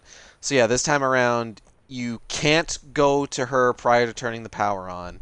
Then once you have the power turned on, much like the last loop, you don't need to go back to her to turn the lights on, and drive the darkness from her head.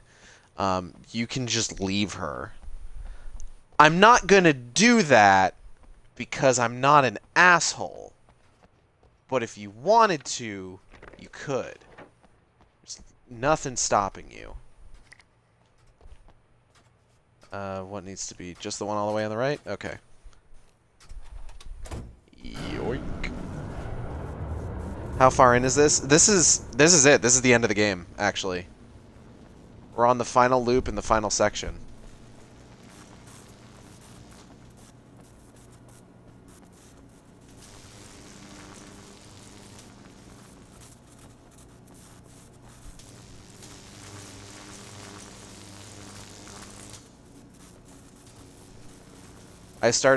I did my best to start earlier today just because I knew I wanted to get this all done in one go. Fuck off.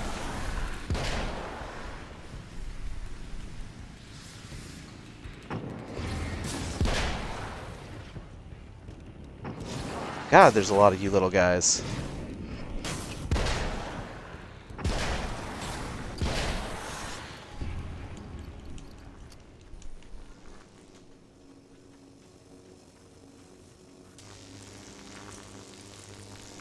Bzzzt.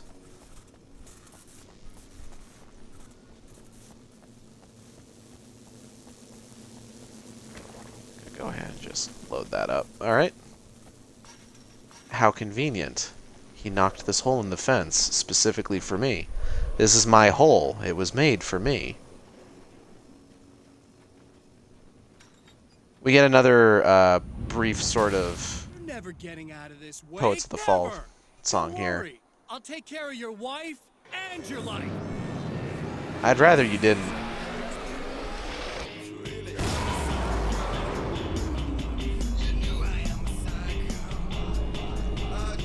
Like I said, I'm not a huge fan of the happy song.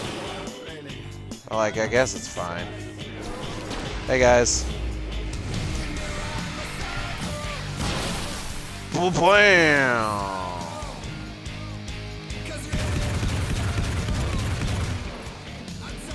Okay, hold on. Hold on. Everybody, time out. Okay, time in.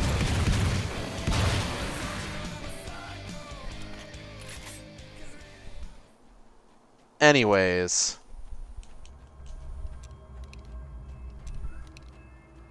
Yeah, like I said, happy song, not really my favorite. It's really just like two phrases repeated ad nauseum.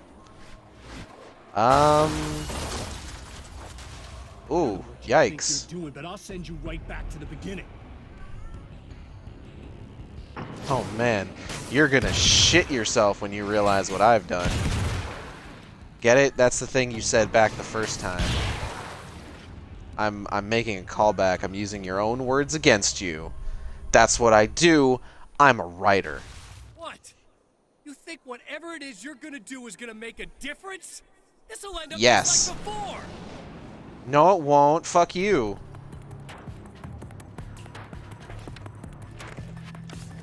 Just grab that. And we're going to ignore the dark fountains real quick. I think it looks like there's 4 this time, which is fine. I've got 4 of these left. So I'm good there. Oh, what? Who said that? Oh, shit.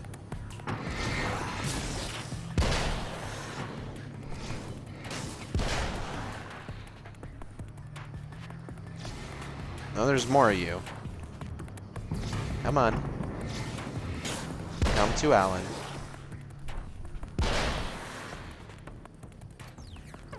We good? You guys done? Okay. I'm gonna go rescue Serena. From being all weird noggined.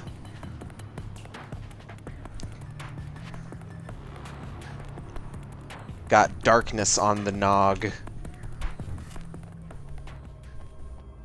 Will be following me? Okay. Hey, Serena, guess what? Boom! Oh. Hey.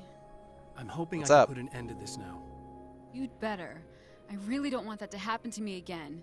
It's like somebody vomited in my brain, like a sleazy movie that Gross. keeps looping in my head. I'll stop this, Nasty. I swear. You know the part that's really screwed up? If you mess it up, it'll just keep happening forever, right? I don't think I can deal with that. Don't think about that. I don't think of anything but. Hey, afterwards, when all this is done, look me up. This thing, I can probably help you deal with it. I don't know. It's almost like I'm not even in the same world anymore. Everything's just weird now. Yeah, I know. A lot of that'll pass with time. But being touched by the darkness, it's rough on you. It's a lot to process. And I just don't want you to get completely screwed up by this. Might be a little late for that, to be honest. Shirt's going nuts again. Yeah, well, there's degrees. At least you're not at a point where you go around picking fights with people over not changing their light bulbs often enough. What? Never mind. All I'm saying is, don't worry about you're it. Not alone with this. And anyway, you're friends with Alice, so, you know, any friend of hers. Thank you. Oh, and I nearly forgot. We still need to listen to the radio and watch the TV on this one. Hello, folks, and welcome to the third part of our pre-recorded interview with Serena Valdivia and renowned photographer Alice Wake. So, tell me about the film. It's called Sunrise, and it really wasn't something I ever thought of as an actual film. It was just footage, things I saw and happened to shoot. It's not a medium I'm very much at home with. You shouldn't put yourself down. You've got a great eye. Maybe, but experience is another thing. Because you're primarily a still photographer. Yes, exactly. So I'm really used to thinking of the world in terms of snapshots. I frame something and try to pick the right moment, and then reveal that moment to people. Moving images are a different story. I'm still learning a lot about it, to be honest. So, this is a new thing for you? Or maybe I'm just a slow learner. But showing it like this is definitely a new step for me. It's a little weird taking something this intimate and showing it to everybody. Not that the material itself is somehow shocking. It's just that those were private moments. But that's why it works, because it feels genuine. It's not so much a story as it is a sort of an echo, showing us how you saw your husband at the time. It's not really about the sunrise itself or Alan watching it. It's about you two together. I suppose. It's funny, looking at it now, especially now that it's been edited like that. It takes on a life of its own, almost. It's a kind of a fantasy. Well, there's nothing wrong with that. No, you're right. I'm glad you talked me into it. Okay. So now we just need to hit up the TV that's on the other side of the parking lot, and then we can take care of the dark fountains. Is there a breeze for his shirt to wave? The wind always blows wherever I go, and the wind smells like rain. I made that joke already, but it's a good joke, and I'm going to say it again.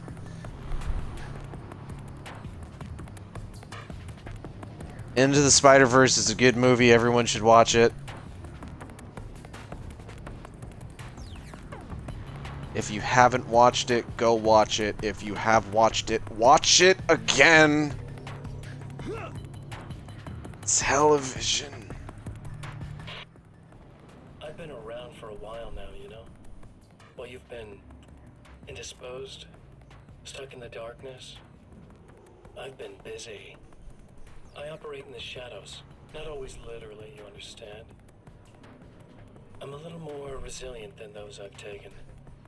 But I do my best work in the dark. It's capitalized. And there's so much darkness out there. It goes deep. And the things that live in it are fast, big bastards. They don't mind getting a little bit of elbow room. All that chaos and madness, it doesn't really do that much down there. It's like pouring a glass of water into the ocean, right? It's not a lake, it's an ocean. But up here, yeah, you can really make an impact. All they need is someone to bring them all the way through. But first, I had to take care of you. You party pooper. You're stuck in an eternal cycle now. The sun's never coming up for you. We'll see about that. Everything else? do my thing, getting a bit of quality time with Alice. That's a little something for me. And I deserve it. Anyways, so the implication here is that there is way more within the dark place than just the dark presence. It's full of all sorts of eldritch bullshit. And who doesn't love a little bit of eldritch bullshit? I love it. Give it to me. Put it in my mouth.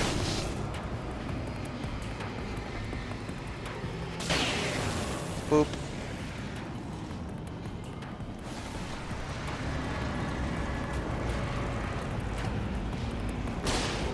Boom.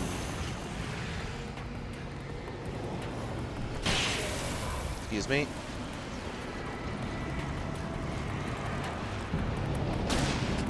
Ba-bam. I would rather you didn't. Oh, okay.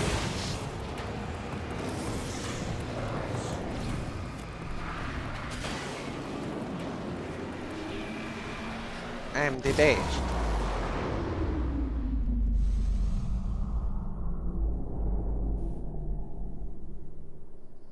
Alright, let's go win the video game.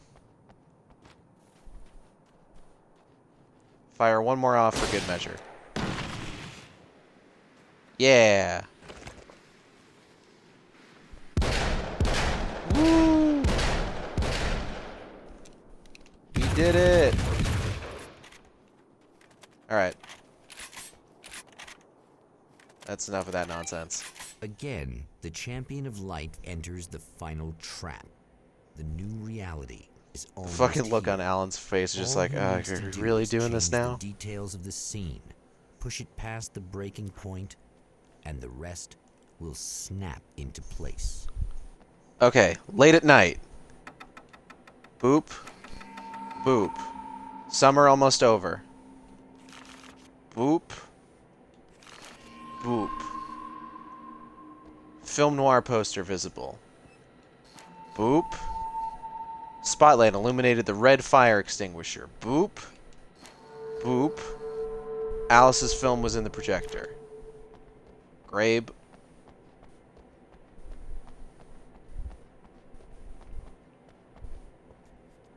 How do I do this again? Hold on. Is it this? No.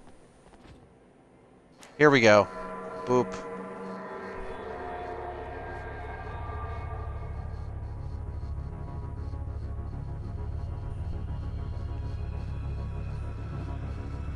Oh, something's going on.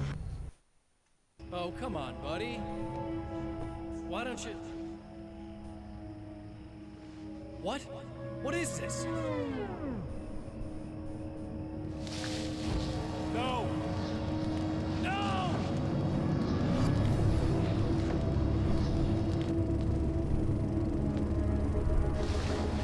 You can't do this! All I did was take the things you always wanted and never had the balls to go for. It's my turn now. It's my life. It's my life.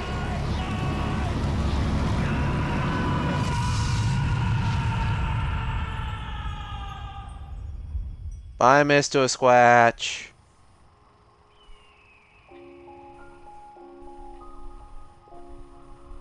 I anamorphed into normal Alan Wake. Is it really you? It's really me. How? I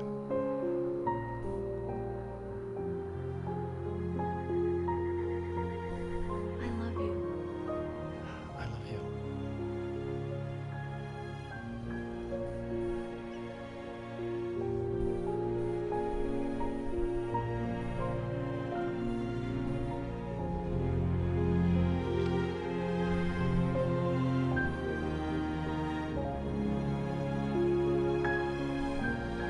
A woman, a man, two lovers, held apart for far too long, enveloped in the light of a glorious dawn. They both feel it. he's home at last. Are these actual events, or merely a dream? A memory, or a glimpse of what is to come? One thing is certain. This scene takes place in another time, and another place, far, far away from Night Springs. And this episode was called...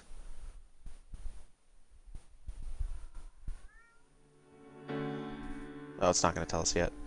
So that's Alan Wake's American Nightmare. This wasn't billed as being Alan Wake 2.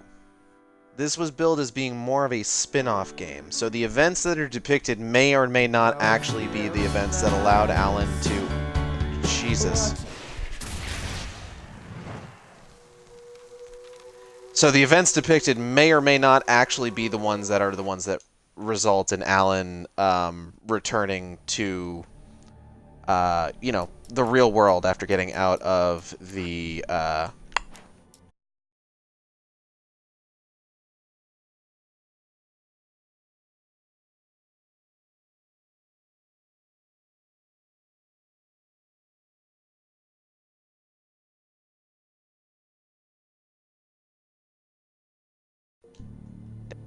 The downloadable content for this is just it's just avatar outfit stuff.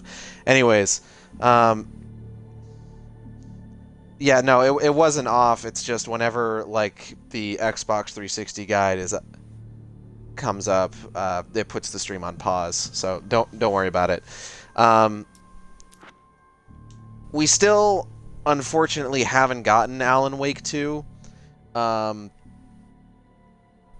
Quantum Break was built off of a concept for Alan Wake 2, but because Alan Wake hadn't done particularly well when it came out, it wasn't like used to make Alan Wake 2.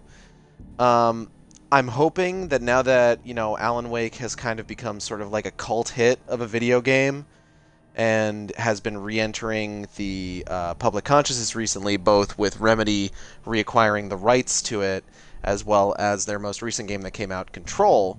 I'm hoping that maybe we can see Alan Wake 2 sometime in the future.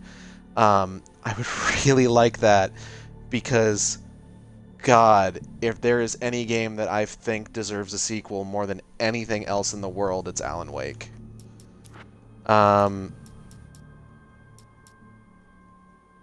So there is a small cutscene that plays after the end of the credits, and I believe it's this one.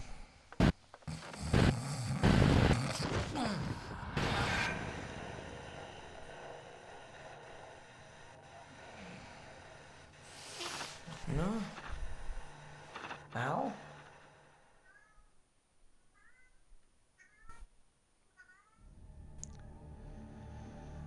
So that's it. There's also a music video for Bound Slays a Demon. We're not going to watch that because licensed music. But that's it for Alan Wake's American Nightmare, and Alan Wake kind of in general. There's not really a whole lot of more Alan Wake content. The most Alan Wake content that there is after this is in Quantum Break, which I do plan to play with JB on stream at some point. Maybe after L.A. Noire? Who knows? But I'm going to go ahead and get out of here. I want to thank everybody for coming by the stream. I hope you all had a good time. I know I did. If you enjoyed this, you can follow me here on Twitch or subscribe to me. You can follow me on Twitter for stream updates. That's at sane_intolerant. You can also follow me on YouTube, where I post all the streams after they happen, youtube.com/saneintolerant. Art for the stream was done by my good friend JCat. You can find their work on Twitter at DandyMathwin. That's DandyMathuin. Their work is fantastic, and they have been posting a lot more publicly as of recently, as they've been getting more and more back into art, so I highly recommend checking their stuff out. It's so good. I will be back tomorrow. JB will be back with me. We're going to be getting right back into L.A. Noire, right where we left off.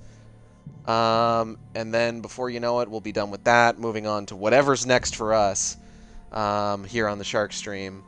Whether JB wants to go right into another game or whether I do something solo for a little bit. And then in October, I will be playing through the Evil Within games again solo on stream. So,